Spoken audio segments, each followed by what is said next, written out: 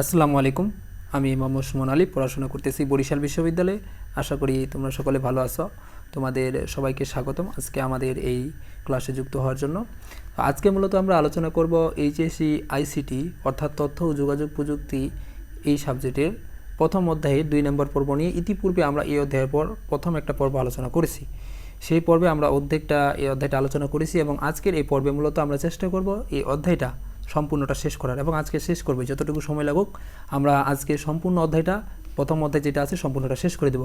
এবং আমি যখন আলোচনা করব তখন অনেক ইম্পর্টেন্ট কথা এবং সাথে সাথে বলে দিব কোনটা টপিক কোনটার জন্য, সৃজনশীলের জন্য কোনটা ইম্পর্টেন্ট, এমসিকিউর জন্য কোনটা ইম্পর্টেন্ট, পরীক্ষায় কোথা থেকে বেশি প্রশ্ন আসবে, আমার যে অভিজ্ঞতা পার্সোনাল সেটা সাপেক্ষে তোমাদের সেগুলো আলোচনা করার চেষ্টা করব।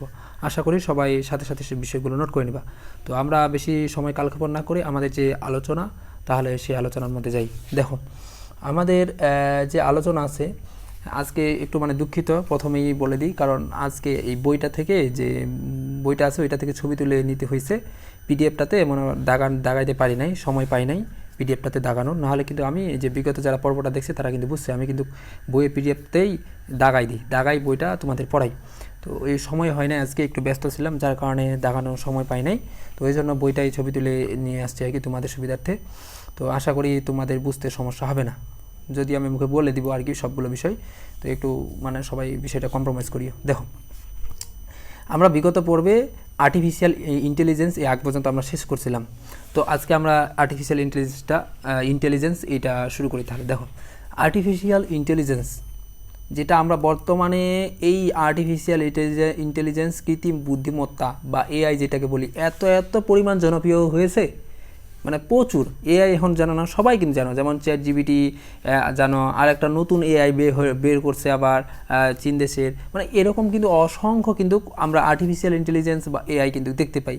তো এখন আজকে মূলত আমরা এই এআই আর্টিফিশিয়াল ইন্টেলিজেন্স অর্থাৎ কৃত্রিম যে বুদ্ধিমত্তা এই বিষয়টা কিন্তু ভালোভাবে জানার চেষ্টা করবো। এটা কীভাবে কাজ করে, এটা কোন কোন ক্ষেত্রে কাজ করে, প্রসেসটা কি, ওভারঅল এই সমস্ত বিষয় কিন্তু আমরা জানবো আজকে। দেখো আর্টিফিশিয়াল ইন্টেলিজেন্স এর যে জনক, এটা মাথায় রেখে সর্বপ্রথম আর্টিফিশিয়াল ইন্টেলিজেন্স জনক হলো ম্যাকার্থির। মূলত আর্টিফিশিয়াল ইন্টেলিজেন্সের জনক বলা হয়। এটা 3 প্রকার, এএনআই, এজিআই, তারপর এসিআই। এটা দরকার নাই, এটা পরীক্ষায় খুব একটা আসে না। তবে তোমার আর্টিফিশিয়াল ইন্টেলিজেন্স জিনিসটা কি এটা বুঝতে হবে, কারণ এটা থেকে অনেকবার পরীক্ষা আসছে যে আর্টিফিশিয়াল ইন্টেলিজেন্স কী বা আর্টিফিশিয়াল ইন্টেলিজেন্স বলতে কী বোঝায় ব্যাখ্যা করো। এই প্রশ্নটা অনেকবার পরীক্ষা আসছে।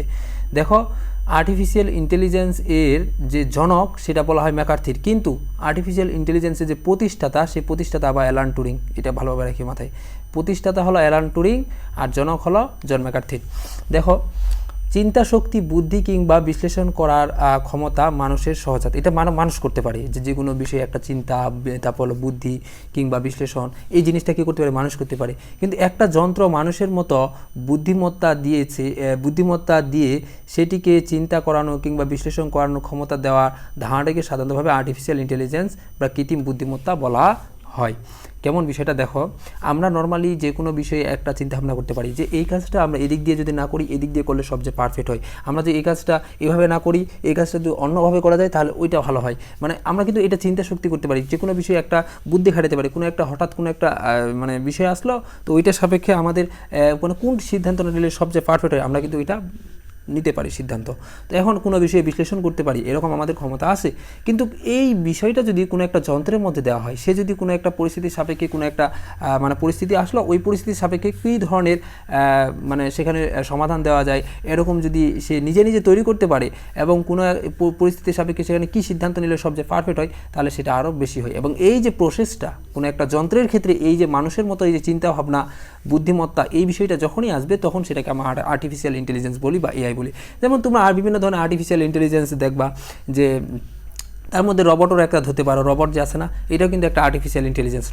রবট যে আছে এটাও কিন্তু একটা আর্টিফিশিয়াল ইন্টেলিজেন্স। যেমন তোমরা যদি ধরো বর্তমানে খুব সবচেয়ে জনপ্রিয় যে জিনিসটা বলবো, চ্যাটজিপিটি। এত পরিমাণ জনপ্রিয়, প্রচুর পরিমাণে, কিন্তু এটা সবাই সবার মোবাইল ফোনেই থাকে। তো এখন দেখো ওইখানে তুমি যদি এই যে চ্যাটজিপিটি যে আছে, সেখানে যদি তুমি কোনো কিছু একটা টাইপ করো, যে কোনো ধরনের প্রশ্ন, তোমার যে কোনো ধরনের প্রশ্ন, সে কিন্তু তোমাকে তাৎক্ষণিক কিন্তু একটা মানে সেই সলিউশন দেয় যে এইটার বিষয়ে এটা সমাধান। তো তুমি একটা প্রশ্ন করলা, সেই প্রশ্নটা উত্তর দেয়, সাথে সাথে কিন্তু দেয়। তো এখন দেখো একটা মানুষের মতো সে কিন্তু কাজ করে, আরও ধরতে গেলে মানুষের চেয়ে বেশি কাজ করে। কেন? কারণ মানুষের মাথার মধ্যে কিন্তু এত কিছু থাকে না, মস্তিষ্কের মধ্যে, কিন্তু ওই আর্টিফিশিয়াল ইন্টেলিজেন্সের মধ্যে কত ইনফরমেশন থাকে। তুমি চাইলে যে কোনো কিছু প্রশ্ন করতে পারো, এবং যে কোনো পরিস্থিতিতে কী তোমার পরামর্শ, কী করা দরকার, সে কিন্তু সব কিছু দিয়ে থাকবে।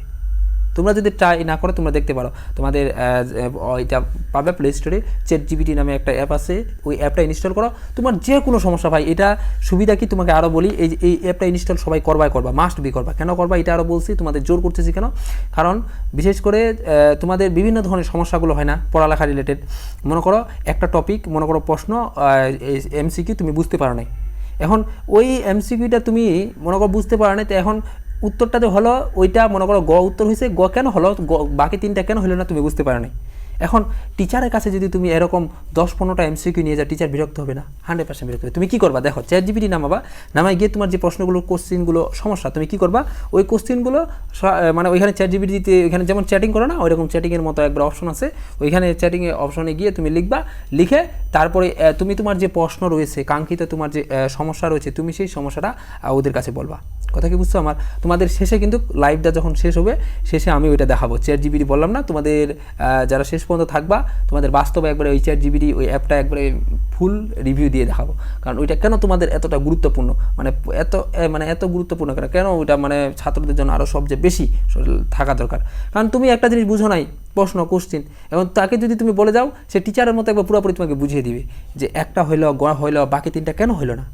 তো এরকম জিনিস কি কই কোথাও পাবা? তুমি পাবা না। ওই জন্য সবাইকে জোর করলাম, ওই অ্যাপটা সবাই ইনস্টল মারো, যাদের ফোনে নাই তারা ইনস্টল করো, তোমাদের অনেক লাভ হবে ভাই, অনেক লাভ হবে।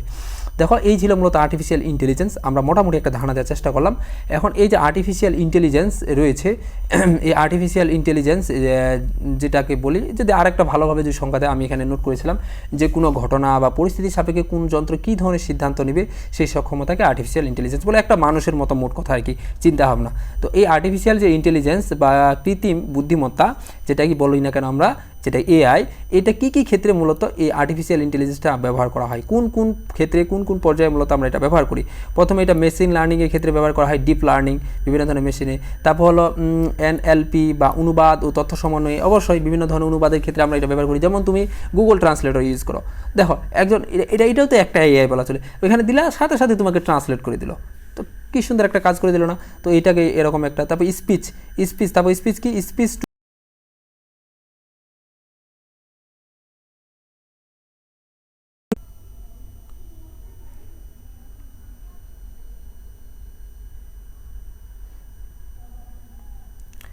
দুঃখিত, আমাদের নেটওয়ার্কের একটু সমস্যার জন্য আন্তরিকভাবে দুঃখিত। তো দেখো, তুমি একটা কোনো কিছু মানে কথা বলতেছো, এখন মোবাইলেই কিন্তু তুমি এটা দেখতে পাবা, কথা বলতেছো, এখন ও অটোমেটিকলি কিন্তু টাইপ করতেছে, এটা কিন্তু একটা AI। তারপর টেক্সট টু স্পিচ, তুমি মনে করো একটা টেক্সট করছো, ওইটা স্পিচে হয়ে যাবে। স্পিচ বলতে কি একটা কথা হয়ে যাবে, ওইটা কিন্তু হয়, AI আছে। তোমরা যদি যারা অ্যাডভান্স এগুলো কাজ করছো, তারা কিন্তু খুব ভালোভাবে বুঝবা যে আমি একটা কথা বলতেছি, এই কথা মনে করো একটা মানুষ কিন্তু এই কথাগুলো বলতে পারবে। একটা মানুষ একবারে দাঁড়ায়, আমি যেভাবে কথা বলতেছি, আমি জাস্ট মুখে এটা বলতেছি, কিন্তু ও একবার এমনভাবে ওইটা বাস্তবে যেরকম অভিনয় করা দরকার সেভাবে অভিনয় করে দেখাবে। এরকম AI আছে, যারা একটু অনলাইনে কাজ করে তারা এটা খুব ভালো জিনিসটা এইগুলো বুঝবা। তারপর রোবোটিক্স AI বুঝাই যায়, এটা রোবোটিক্স AI ব্যবহার করা হয়। তারপর ভিশন, ইমেজ প্রসেসিং, বিভিন্ন ধরনের এই বিষয়গুলোর ক্ষেত্রে আমরা মূলত এই আর্টিফিশিয়াল ইন্টেলিজেন্স বা কৃত্রিম বুদ্ধিমত্তা মূলত আমরা কী করি, ব্যবহার করে থাকি। তো এই কৃত্রিম বুদ্ধিমত্তা, আর্টিফিশিয়াল ইন্টেলিজেন্স ব্যবহার করতে মূলত আমাদের কয়েকটা অ্যাপ সম্পর্কে আমাদের বিষয়গুলো ধারণা লাগে। সেগুলো হলো CC+, জাভা, তারপর হলো মেটাল্যাব, পাইথন, তারপর হলো SHR শিডিউল, তারপর হলো প্রোলগ, এই যে অ্যাপগুলো রয়েছে, তারপর LSP, তারপর হলো এরকম, তারপর CUSP, তারপর হলো আর এই অ্যাপগুলো যে রয়েছে, তোমরা এই যে অ্যাপগুলো যেগুলো আছে CLISP, CU না, CLISP, তারপর আর এই যে অ্যাপগুলো রয়েছে, এই অ্যাপগুলো মানে এই সব প্রোগ্রামিং ল্যাঙ্গুয়েজে মূলত ব্যবহার করা হয়, এই অ্যাপগুলো মূলত এখানে ইউজ করা হয়। এটা কিন্তু খুব ভালোভাবে মাথায় রাখিও ভাই, এটা MCQ অনেকবার আসে যে আর্টিফিশিয়াল ইন্টেলিজেন্সে কোন প্রোগ্রামিং ল্যাঙ্গুয়েজ ব্যবহার করার ক্ষেত্রে মানে কোন মানে প্রোগ্রামিং ল্যাঙ্গুয়েজগুলো ব্যবহার করা হয়, কোন কোন অ্যাপগুলোর ক্ষেত্রে, কৃত্রিম বুদ্ধিমত্তার ক্ষেত্রে, তো কোন কোনগুলো ব্যবহার করা হয়। এগুলো কিন্তু একটা কম্পিউটারের ভাষা, C++, জাভা, এগুলো কিন্তু ল্যাঙ্গুয়েজ, এক একটা ভাষা। তো এগুলো মূলত এই যে আর্টিফিশিয়াল ইন্টেলিজেন্সের ক্ষেত্রে ব্যবহার করা হয়। এবং আর্টিফিশিয়াল যে ইন্টেলিজেন্স, এই ইন্টেলিজেন্সটা মূলত যেভাবে কাজ করে থাকে, দেখো এই আর্টিফিশিয়াল ইন্টেলিজেন্স একটা মানুষের মতো একবার পুরোপুরি, মানে একটা মানুষ যেরকম চিন্তাভাবনা করতে পারে, এই ঠিক যন্ত্র ওই একইভাবে চিন্তাভাবনা করতে পারে। অর্থাৎ একবার প্রশিক্ষণ দেওয়া হয়ে গেলে এই নিউরাল নেটটি সম্পূর্ণ নতুন ইনপুট দিলেও সেটি তার জন্য সম্ভাব্য সঠিক আউটপুট দিতে পারবে। মানে একবার যদি এটাকে প্রশিক্ষণ দেওয়া হয় এই আর্টিফিশিয়াল ইন্টেলিজেন্সটাকে, এটা পুরোপুরি একবারে সঠিকভাবে পরবর্তীতে কাজ করবে এবং সঠিক আউটপুটও দিবে। যত বেশি ডেটা দিয়ে প্রশিক্ষণ করা হবে নিউরাল নেটটি, তত এটা ভালো মূলত কাজ করবে। এবং একটি লুকায়িত স্তর থাকে, রেখে এই স্তরটিকে নোট আরও অনেক বুদ্ধিমত্তা করা সম্ভব, যেটা আমরা পরবর্তীতে তোমাদের এখানে দেখাচ্ছি। দেখো যে এই যে আর্টিফিশিয়াল ইন্টেলিজেন্স যেটা যেভাবে কাজ করে তোমাদের যদি দেখাই বিষয়টা, দেখো এই যে আর্টিফিশিয়াল যে ইন্টেলিজেন্স রয়েছে, এখানে 3টা স্তর মূলত থাকে। একটা হলো ইনপুট স্তর, একটু দেখো এখানে মূলত 3টা স্তর থাকে আমরা দেখতে পাই। একটা হলো ইনপুট, আর একটা হলো লুকায়িত স্তর, আর একটা হলো আউটপুট স্তর। এই 3টা মাধ্যমে মূলত কাজ করে এই আর্টিফিশিয়াল ইন্টেলিজেন্সটা, এবং এইভাবে মূলত সে বিভিন্ন ধরনের তথ্যের ক্ষেত্রে এই আর্টিফিশিয়াল ইন্টেলিজেন্সটা সাহায্য করে। এই বিভিন্ন ধরনের আমাদের বিভিন্ন তথ্য উদ্ঘাটন থেকে শুরু করে আমাদের বিভিন্ন ধরনের সমস্যা, আমরা যে কোনো প্রবলেম মোকাবিলা ফেস করি না কেন, এই আর্টিফিশিয়াল ইন্টেলিজেন্সের মাধ্যমে সহজে কিন্তু সেটা আমরা সমাধান পেয়ে থাকি। এবং এটি কিন্তু বিভিন্ন ক্ষেত্রে কিন্তু ইউজ করা হয়। এই আর্টিফিশিয়াল ইন্টেলিজেন্স যেটা এআই বা কৃত্রিম বুদ্ধিমত্তা, আমরা কিন্তু দৈনন্দিন এটা ইউজ করতেছি। তুমি কিন্তু নিজেও বুঝতেছো না যে আমরা কোন কোন ক্ষেত্রে ইউজ করতেছি। যারা মোবাইল ফোন আছে, মোবাইল ফোন থাকা মানে হলো তুমি অবশ্যই এআই ইউজ করতেছো, কারণ মোবাইল ফোন মানে হলো এখানে সম্পূর্ণটাই ধরতে গেলে এআইয়ের উপরে। যেমন আমরা বিভিন্ন ক্ষেত্রে বলতে গেলে তার মধ্যে রয়েছে হলো ড্রাইভারবিহীন স্বয়ংক্রিয় গাড়ি। একজন ড্রাইভার ছাড়া যে গাড়িগুলো চালায়, এটা কীভাবে চালায়? এমনিতে চলে। তো এখানে তো অবশ্যই এই যে দেখো তোমাদের প্রথমে কিন্তু বলছে আর্টিফিশিয়াল ইন্টেলিজেন্সটার বিষয়টা কি, একটা রবট, একটা কোনো কিছু মানে যেটাই হোক না কেন, সেটা যদি মানুষের মতো চিন্তাভাবনা করতে পারে, সেটাকে মূলত আর্টিফিশিয়াল ইন্টেলিজেন্স বলা হয়।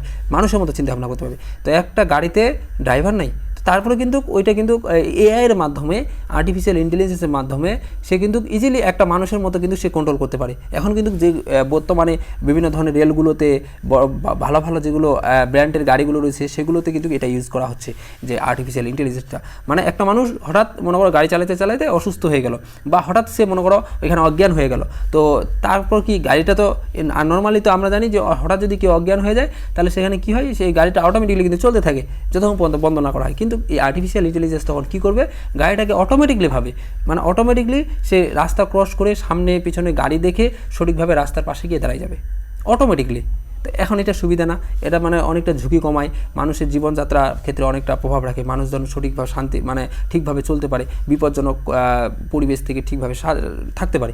এরকম বিভিন্ন ধরনের ক্ষেত্রে আরও ব্যবহার করা হয়। যেমন আমরা আরও বিভিন্ন ক্ষেত্রে দেখতে পাই, তার মধ্যে দেখো তোমাদের যদি দেখাই, চিকিৎসাবিদ্যার ক্ষেত্রে আমরা দেখতে পাই, তারপর হলো অটোমোবাইল ক্ষেত্রে, তারপর হলো ফাইন্যান্স, তারপর হলো সার্ভেলায়েন্স, তারপর হলো সোশ্যাল মিডিয়া, তারপর হলো এন্টারটেনমেন্ট, শিক্ষা, স্পেস এক্সপ্লোরেশন, গেমিং, রোবোটিক্স, কৃষি, তারপর এরকম বিভিন্ন ক্ষেত্রে কিন্তু এই আমরা আর্টিফিশিয়াল ইন্টেলিজেন্স বা যে তোমার কৃত্রিম বুদ্ধিমত্তা, এটা কিন্তু পরীক্ষিত দেখতে পাই। এটা পরীক্ষার জন্য একটু ইম্পর্ট্যান্ট, মোটামুটি ইম্পর্ট্যান্ট, তোমরা একটু পড়িও আর কি, বুঝছো? কারণ এখান থেকে সৃজনশীল কম আসে, এমসিকিউ একটু বেশি দেয় যে আর্টিফিশিয়াল ইন্টেলিজেন্স সম্পর্কে। এরপরে দেখো রোবোটিক্স, এটা মোটামুটি একটা ইম্পর্ট্যান্ট। এখানে সংজ্ঞাটা খুব ভালোভাবে মনে রাখিও রোবোটিক্সের। প্রথমে আমি মানে তোমাদের দুঃখ প্রকাশ করছি এই কারণে যে আজকে প্রথমেই বলছি যে পারি নাই মূল বইটা মূলত করতে, তোমাদের দাগাইতে এত সময় পাই নাই, ওই জন্য আমরা যে বইটা ছিল ওই বইটাই ছবি তুলে জাস্ট তোমাদের ক্লাসটা নিচ্ছি আজকে। তো আশা করি ভবিষ্যতে এরকম হবে না, আমরা একবারে মূল বইটাই তোমাদের দাগিয়ে পড়ানো ট্রাই করবো। এই জন্য একটু মানে হয়ে গেছে, মানে দেখতে খারাপ দেখাচ্ছে আর কি। দেখো রোবোটিক্স কী, এখানে দুইটা বিষয় আছে, একটা রোবট, একটা হলো রোবোটিক্স। এই রোবোটিক্স হলো প্রকৌশল বিজ্ঞানে এমন একটা শাখা, এটা কিন্তু একটা শাখা যেখানে মূলত রোবট সম্পর্কে বিভিন্ন ধরনের ধারণা দেওয়া হয়। ধারণা বলতে কি, রোবটের নকশা, উৎপাদন, এই কার্যক্রম এটা কীভাবে চলবে, এই সকল ওভারঅল এই সকল বিষয় নিয়ে একটা গবেষণা, এই গবেষণাটা কি মূলত বলা হয় রোবোটিক্স। মানে রোবোটিক্স একটা শাখা, যেখানের মধ্যে যেমন আমরা দেখি সমাজবিজ্ঞান একটা শাখা, আমাদের হলো কলা অনুষদ একটা হলো শাখা, সেখানে শাখার মধ্যে আমরা বিভিন্ন ধরনের কিন্তু সাবজেক্ট থাকে, অনার্সে যদি দেখি আমরা বিভিন্ন ধরনের কিন্তু সাবজেক্ট থাকে, সমাজবিজ্ঞান আছে, ইতিহাস আছে, পৌরনীতি, তারপর রাষ্ট্রবিজ্ঞান আছে, এরকম অনেকগুলো কিন্তু সাবজেক্ট আছে, বিভিন্ন ধরনের কিন্তু সাবজেক্ট আছে এইটা অনুষদের মধ্যে। তো এখন আমরা বিভিন্ন কিন্তু সাবজেক্টগুলো নিয়ে গবেষণা করতেছি। তো এখন এইটাই বলছি যে রোবোটিক্স হলো প্রকৌশল বিজ্ঞানে এমন একটা শাখা যেখানে রোবটের বিভিন্ন বিষয় নিয়ে এখানে গবেষণা করা হয়, যেমন রোবটের উৎপাদন, নকশা, তারপর হলো এই কার্যক্রম কীভাবে চলবে, এই সকল ওভারঅল বিভিন্ন বিষয় নিয়ে এখানে মূলত গবেষণা করা হচ্ছে। আর এটাই মূলত হলো রোবোটিক্স। মানে এই বর্তমানে কিন্তু অসংখ্য কিন্তু বর্তমানে রোবট তৈরি করা হচ্ছে, এবং রোবোটিক্স বর্তমানে কাজটা এত সহজ করে দিয়েছে মানুষের, মানে কি বলবো আর প্রচুর। কারণ এখন মানুষ যে কোনো কাজ হাতের মাধ্যমে না করে এই রোবটের মাধ্যমে ইজিলি কিন্তু সেই কাজটা কঠিন করতে পারছে, বিভিন্ন ধরনের বিপজ্জনক কাজ, বিভিন্ন ঝুঁকিপূর্ণ কাজ, মানে প্রাত্যহিক কাজ, তো যেগুলো মানুষ হাতে করতো এখন হাতে না করে এখন সব যন্ত্রের মাধ্যমে কিন্তু করা হচ্ছে, যার কারণে মানুষদের কিন্তু পরিশ্রমটা কিন্তু অনেকটা কমে গেছে। এই রোবট শব্দটি মূলত এসেছে, এটা একটু মনে রাখিও, এটা অনেকবার পরীক্ষায় আসছে, যদিও খুব একটা ইম্পর্টেন্ট না, মোটামুটি ইম্পর্টেন্ট। এই যে রোবট শব্দটি এসেছে মূলত চেক শব্দ রোবটা থেকে, যার অর্থ ক্লান্তিকর শ্রম, অর্থাৎ আইজ্যাক এসিমো সর্বপ্রথম এই রোবট শব্দটি ব্যবহার করেন, এটা একটু মাথায় রাখিও। তো এরপরে দেখো, এরপরে যদি আমরা যাই তোমাদের আজকে কিন্তু আমরা এই পুরো অধ্যায়টা কিন্তু শেষ করে দিব। প্রথম পর্বে আমরা মূলত অধ্যায় শেষ করছি, আজকে কিন্তু পুরোটাই শেষ করে দিব। সবাই শেষ পর্যন্ত থাকবা। আর তোমাদের শেষে কিন্তু একটা চমক আছে, সেটা বললাম যে এআই এর বিষয়ে একটা তোমাদের বাস্তব জিনিস দেখাবো। দেখো শেষে কিন্তু ওটা দেখাবো। রোবোটিক্সের ক্ষেত্র বৃদ্ধি পেলে তার গঠন ও তিনটি বৈশিষ্ট্য মূলত আমরা দেখতে পাই রোবোটিক্সের ক্ষেত্রে, যে রোবট যে নির্দিষ্ট কাজ করার জন্য তৈরি করা হয় তার উপর নির্ভর করে এটি বিশেষ যান্ত্রিক পরিবর্তন হয়ে থাকে। রোবোটিক্স যান্ত্রিক কাজ করার জন্য বিদ্যুৎ ব্যবস্থা থাকতে হয়। রোবোটিক্স কম্পিউটার প্রোগ্রামিং নিয়ন্ত্রণ করা হয়, এটা আমরা আগে থেকে জানি যে রোবোটিক্স মূলত কাজ করতে গেলে একটা প্রোগ্রামিং অবশ্যই লাগে, প্রোগ্রামিং ছাড়া কিন্তু এগুলো চলে না, অবশ্যই তোমাকে ওইগুলোর জন্য প্রোগ্রাম সেট করে দিতে হয়। এখন একটা রোবট যে কৃত্রিম বুদ্ধিমত্তা, এআই, আর্টিফিশিয়াল ইন্টেলিজেন্স তার মধ্যে ডাকতে হয়, আরও বিভিন্ন ধরনের কিন্তু প্রোগ্রামিং রয়েছে, সেই প্রোগ্রামগুলো ইনপুট করতে হয়। তো এই প্রোগ্রামগুলো চালানোর জন্য অবশ্যই তার শক্তি লাগবে, তো শক্তির জন্য এই বিদ্যুৎ শক্তিটা ব্যবহার করা হয়, এবং এই রোবটটা নির্দিষ্ট কাজের জন্য তৈরি করা হয়, এবং এটা বিশেষ যান্ত্রিক মাধ্যমে এটা তৈরি করা হয়ে থাকে, এটা এমনিতে কিন্তু তৈরি করা হয় না। ওই জন্য বলছে এই তিনটি মূলত বিশেষত্ব আমরা দেখতে পাই। ব্যবহার এইটা একটু ইম্পর্টেন্ট, এটা মাথায় রেখে যে রোবোটিক্স মানে বিষয়টা, এই রোবট আমরা কোথায় কোথায় মূলত ব্যবহার করে থাকি, কোন কোন কাজে মূলত এই রোবটের ব্যবহার মূলত হয়ে থাকে। দেখো এটা মানে এতটা মানুষের জীবনটাকে খুব মানে ইজি করে দিছে এই রোবটটা হওয়ার কারণে। মানুষজন কিন্তু আগে যতটুকু পরিশ্রম করতো এখন কিন্তু তার চেয়ে কম, মানে মোট কথা তথ্য প্রযুক্তির সুবাদে মানুষগুলো পরিশ্রমটা এত কমে গেছে। তুমি তোমার যে দাদা দাদি আছে, পিতা মাতা আছে, তাদের কাছে শুনিও যে আগে যে তখনকার আমলে মানুষজন কতটা কষ্ট করতে হতো যে কোনো কাজে, তুমি তাদের কাছে শুনিও। তখন প্রযুক্তি এত উন্নত ছিল না, তোমার রোবোটিক্স এত মানে উন্নত ছিল না, এই শাখাটাও অন্যান্য আর্টিফিশিয়াল ইন্টেলিজেন্স থেকে শুরু করে মানে কোনো কিছুই এত উন্নত ছিল না। বর্তমানে সব সেক্টরে যতটা আমরা উন্নত দেখতে পাচ্ছি, তখন কিন্তু এতটা সব বিষয়ে কিন্তু এত উন্নত ছিল না। তখন ওই জন্য মানুষজনের জীবন কিন্তু অনেক কষ্টসাধ্য হয়ে যেত। কিন্তু বর্তমানে আমরা কি দেখছি, বর্তমানে কিন্তু এই বিভিন্ন ধরনের তথ্য প্রযুক্তি থেকে শুরু করে প্রায় সকল সেক্টরে মানুষদেরকে মানে বিভিন্ন ধরনের প্রযুক্তি থেকে আসার কারণে মানুষদের জীবনযাত্রা কিন্তু অনেকটা সহজ করে দিয়েছে। তো ঠিক তেমনিভাবে আমরা দেখতে পাই রোবোটিক্স যে রয়েছে সেখানে রোবটের বিভিন্ন ধরনের ব্যবহার দেখতে পাই। এক নম্বর বিপজ্জনক কাজের মধ্যে, তার মধ্যে একটা দেখো বিপজ্জনক কাজের মধ্যে কোথায় কোথায় ব্যবহার করা হচ্ছে, বিভিন্ন ধরনের ঝুঁকিপূর্ণ যে কাজগুলো, ঝুঁকিপূর্ণ কাজ বলতে কীরকম কাজগুলো, মূলত যে কাজগুলো করতে গিয়ে মানুষের মৃত্যু হতে পারে, এরকম কাজগুলোর ক্ষেত্রে রোবট ব্যবহার করা হয়। যেমন কথার কথা তোমাদের যদি বলি, মনে করো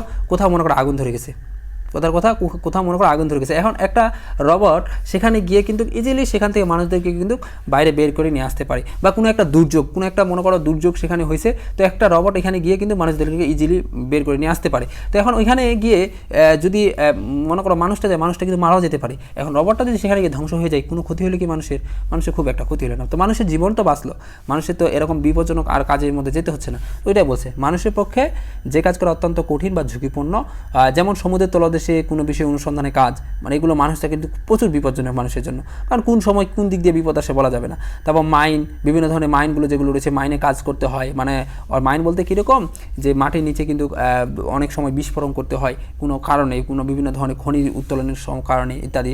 তা বিস্ফোরক দ্রব্য নিয়ন্ত্রণ, নিউক্লিয়ার শক্তি কেন্দ্র, যান্ত্রিক ইত্যাদি বিভিন্ন কাজে, সমুদ্র টানেল, সমুদ্রের নিচে, মানে মোট কথা বিপজ্জনক যতগুলো কাজ আছে সবগুলো ক্ষেত্রে মানুষ না গিয়ে এই রোবটকে পাঠাই, কারণ মানুষ গেলে সেখানে মানুষ মানুষ মারাও যেতে পারে। এখন রবটটা গেলে কী সুবিধা, সে মারা যাক, সমস্যা কী, তাতে মানুষের তো আর কোনো কিছু হলো না, মানুষ আবার নতুন করে রবট তৈরি করতে পারবে। কিন্তু একটা মানুষ মারা গেলে সে কি আর কখনো ফিরে আসবে, সেটা কিন্তু সম্ভব না। তারপর এরপর হলো শিল্প কারখানা। শিল্প কারখানার ক্ষেত্রে বড় বড় বা বিভিন্ন বিপজ্জনক কাজ যেগুলো রয়েছে সেগুলোর ক্ষেত্রে, বা যেগুলো কাজ একটু কঠিন বেশি বা সময়সাধ্য মানুষের মাধ্যমে করতে গেলে সেগুলো কাজে ব্যবহার করা হয়। তারপর হলো সূক্ষ্মাতি সূক্ষ্ম কাজ, বিভিন্ন ধরনের যেগুলো সূক্ষ্ম কাজ, যেগুলো মানুষ করতে গেলে প্রচুর সময় লাগে, এরকম কাজগুলোর ক্ষেত্রে যেমন বিভিন্ন ধরনের আমরা সার্কিটগুলো, এই যে মোবাইল ফোন তোমরা দেখতেছো, কম্পিউটারে যারা দেখতেছো বা স্মার্টফোন যারা ইউজ করতেছো, এখানে যে বিভিন্ন ধরনের সার্কিটগুলো আছে এগুলো যে প্রত্যেকটা যদি হাত দিয়ে সেট করতে যায় মানুষজন, কতক্ষণ সময় লাগবে, অনেকক্ষণ। তো এরকম বিভিন্ন ধরনের ছোটো ছোটো যে কাজগুলো, এগুলো মূলত সব আমরা রোবোটিক্সের মাধ্যমে করে থাকি বা রোবটের মাধ্যমে করে থাকি, রোবোটিক্স আকার যে অংশ। চিকিৎসা ক্ষেত্রে দেখো যেগুলো কঠিন সার্জারিগুলো করতে গেলে অনেক মানে কষ্টসাধ্য হয়, সেগুলো কিন্তু রবট ইউজ করা হয়। যেমন রবটের মাধ্যমে যেমন আমরা বিভিন্ন ধরনের ব্যবহার করি, সার্জারিতে জীবাণুমুক্তকরণ, ওষুধ বিতরণ থেকে শুরু করে বিভিন্ন ধরনের কাজগুলো করে থাকি। সামরিক ক্ষেত্রে জানি আমরা বিভিন্ন ধরনের যুদ্ধ ক্ষেত্রে বর্তমানে রবটিক্সগুলো ইউজ করা হয়। যেমন আমরা বিভিন্ন ধরনের ড্রোনগুলো দেখি, এগুলো কিন্তু একটা রবট বলা চলে। তারপর বিস্ফোরক, বিভিন্ন দ্রব্য শনাক্তকরণ, তারপর হলো তোমার বোমা নিষ্ক্রিয়করণ। যেমন একটা বোমা কথা এখন ওইখানে মানুষজন বোমা সেট করে গেছে, এখন তুমি যদি বোমাটা সেখানে যদি তুমি নিষ্ক্রমণ করতে যাও, বোমাটাকে যদি তুমি স্টপ করতে যাও, তাহলে একটা মানুষ যদি সেখানে যায় সেটা ফেটে গিয়ে মানুষটা মারা যেতে পারে। কিন্তু যদি রবট পাঠানো হয় কোনো সমস্যা নেই। তো এই ক্ষেত্রে ব্যবহার করা। তাই শিক্ষা বিনোদনের ক্ষেত্রে এটা তো ব্যবহার করি আমরা দৈনন্দিন। শিক্ষা বিনোদনের ক্ষেত্রে এটা ব্যবহার করি স্বাভাবিক। শারীরিকভাবে অসুস্থ, পঙ্গু বা যেগুলো অটিস্টিক যে রয়েছে শিক্ষার্থীদের বিশেষ শিক্ষা ব্যবস্থা রোবটের মাধ্যমে ব্যবহার করা হয়। বর্তমানে অনেক উন্নত কিন্তু করে দিছে এই রোবটিক শিক্ষাটা আমাদের। সরি। এরপর দেখো নিরাপত্তা ও পর্যবেক্ষণে যে কোনো কিছু বিষয়, তারপর মহাকাশ গবেষণায়, এটা তো অবশ্যই মহাকাশ গবেষণা বর্তমানে অসংখ্য রোবট পাঠাচ্ছে। যেমন নতুন কোনো জায়গায় মঙ্গল গ্রহে মনে করো মানুষ এখানে থাকতে পারে না, মানুষ কী পাঠায় প্রথমে বলো তো, রবট পাঠায়, যাতে রবট সেখানে বিষয়টা খুব ভালোভাবে পর্যবেক্ষণ করতে পারে। কারণ এখানে মানুষ গেলে তো মারা যাবে। নতুন কোনো গ্রহ, নতুন কোনো মানে মহাকাশে অভিযান, যে কোনো জায়গায় কী পাঠায় প্রথমে, রবট পাঠায়, যাতে রবটটা সেখানে সব কিছু পর্যবেক্ষণ করে সবগুলো তথ্য কালেক্ট করতে পারে। তো মানুষ গেলে মানুষ মারা যেতে পারে, কিন্তু রবট গেলে কি মারা যাবে না, এই বিষয়। তাও বিভিন্ন ধরনের ঘরোয়া কাজে, এই যে দেখো অনেকে ঘরোয়া কাজে কিন্তু রবটটা ইউজ করে। বর্তমানে তোমরা যদি অনলাইনে বিভিন্ন ধরনের ভিডিওগুলো দেখো, তারা এই বিষয়টা খুব বুঝবে। অনেকে বিভিন্ন ধরনের বাড়ির বিভিন্ন ধরনের দৈনন্দিন কাজে অনেকগুলো কিন্তু রবট বের হয়েছে এখন। তো ওইগুলো কাজে কিন্তু বিভিন্ন ধরনের রবটগুলো কিন্তু ব্যবহার করতেছে ঘরোয়া কাজে, গৃহস্থলী কাজের জন্য। তো এই ছিল মূলত হলো রবটের ব্যবহার, রবট কোথায় কোথায় মূলত আমরা ব্যবহার করতেছি। তো এরপরে দেখো আমাদের যেটা রয়েছে ভাই, আবার যেটা তুমি আলোচনা করতেছি, ভালোভাবে সবাই মনোযোগ দিও, খুব ভালোভাবে মনোযোগ দিও, শুধু হালকা মনোযোগ দিও না, কারণ এইটা পরীক্ষার জন্য খুবই ইম্পর্টেন্ট। আবারও বলছি, তোমরা এটা 5 স্টার দাও, 5 স্টার দাও। সরি, দেখো তোমরা এটা সবাই 5 স্টার দাও। এটা পরীক্ষার জন্য খুবই ইম্পর্টেন্ট। 5টা স্টার দিবা, 5টা, কারণ এটা থেকে সৃজনশীল আসবে। তোমার যেমন বিগত একটা টপিক পড়াইলাম না, এই যে বায়োমেট্রিক্স, পড়াইলাম, এই যে কি জানি একটা টপিক পড়াইছিলাম না,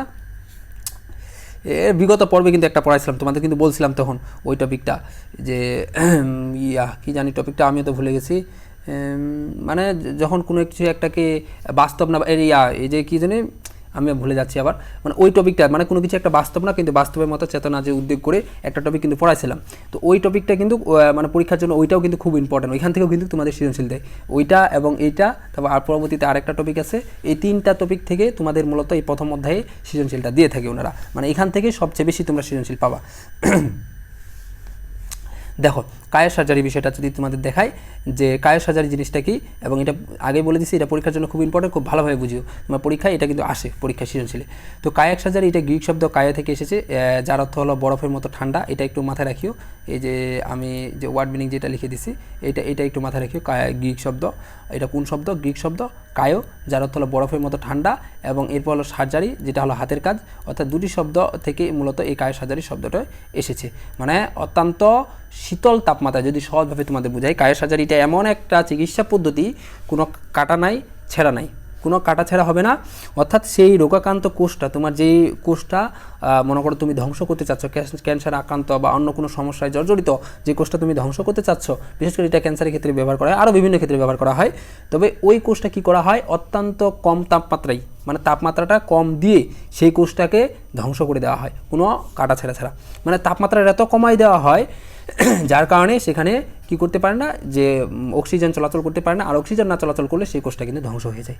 এই যে প্রসেসটা, এটাকে মূলত কায়ের সার্জারি বলা হয়। তো এটা আরও ডিটেলসে আসে আমরা আর একবারে তোমাদের ডিটেলসে আলোচনা করতেছি। জাস্ট প্রথমে মোটামুটি একটা ধারণা দেওয়ার চেষ্টা করলাম।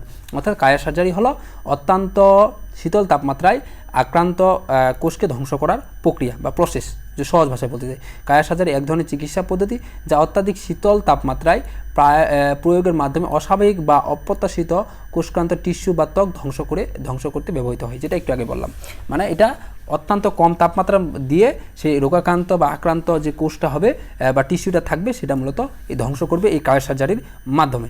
তো এই প্রসেসটা কিন্তু অনেকটা ইজি এবং এটা কিন্তু খুব মানে মানুষদের কষ্টসাধ্য হয় না, যার কারণে এটা কিন্তু অনেকটা মানে ইউজফুল, অনেকে ব্যবহার করে এই জিনিসটা। এবং এই চিকিৎসা পদ্ধতি প্রথমে সিমুলেটেড সফটওয়্যার দ্বারা ক্যান্সার ইত্যাদি আক্রান্ত কোষগুলো অবস্থান এবং সীমানা নির্ধারণ করা হয়। তোমাদের আমি মুখে বলি, এখানে রিডিং পড়াইতে গেলে তোমরা অনেকে বিরক্ত হবে, আমার কথাগুলো শোনো, এমনিতেই হয়ে যাবে। দেখো প্রথমে কি করা হয়, প্রথমে তোমার এই যে সিমুলেটেড সফটওয়্যার দ্বারা তুমি মনে করো যে তোমার এই কোষটা মনে করো সমস্যা হয়েছে, তো এখন ওরা চিহ্নিত করবে আগে সর্বপ্রথম যে তোমার এই কোষটাতে সমস্যা হয়েছে, নির্দিষ্ট করবে একবারে।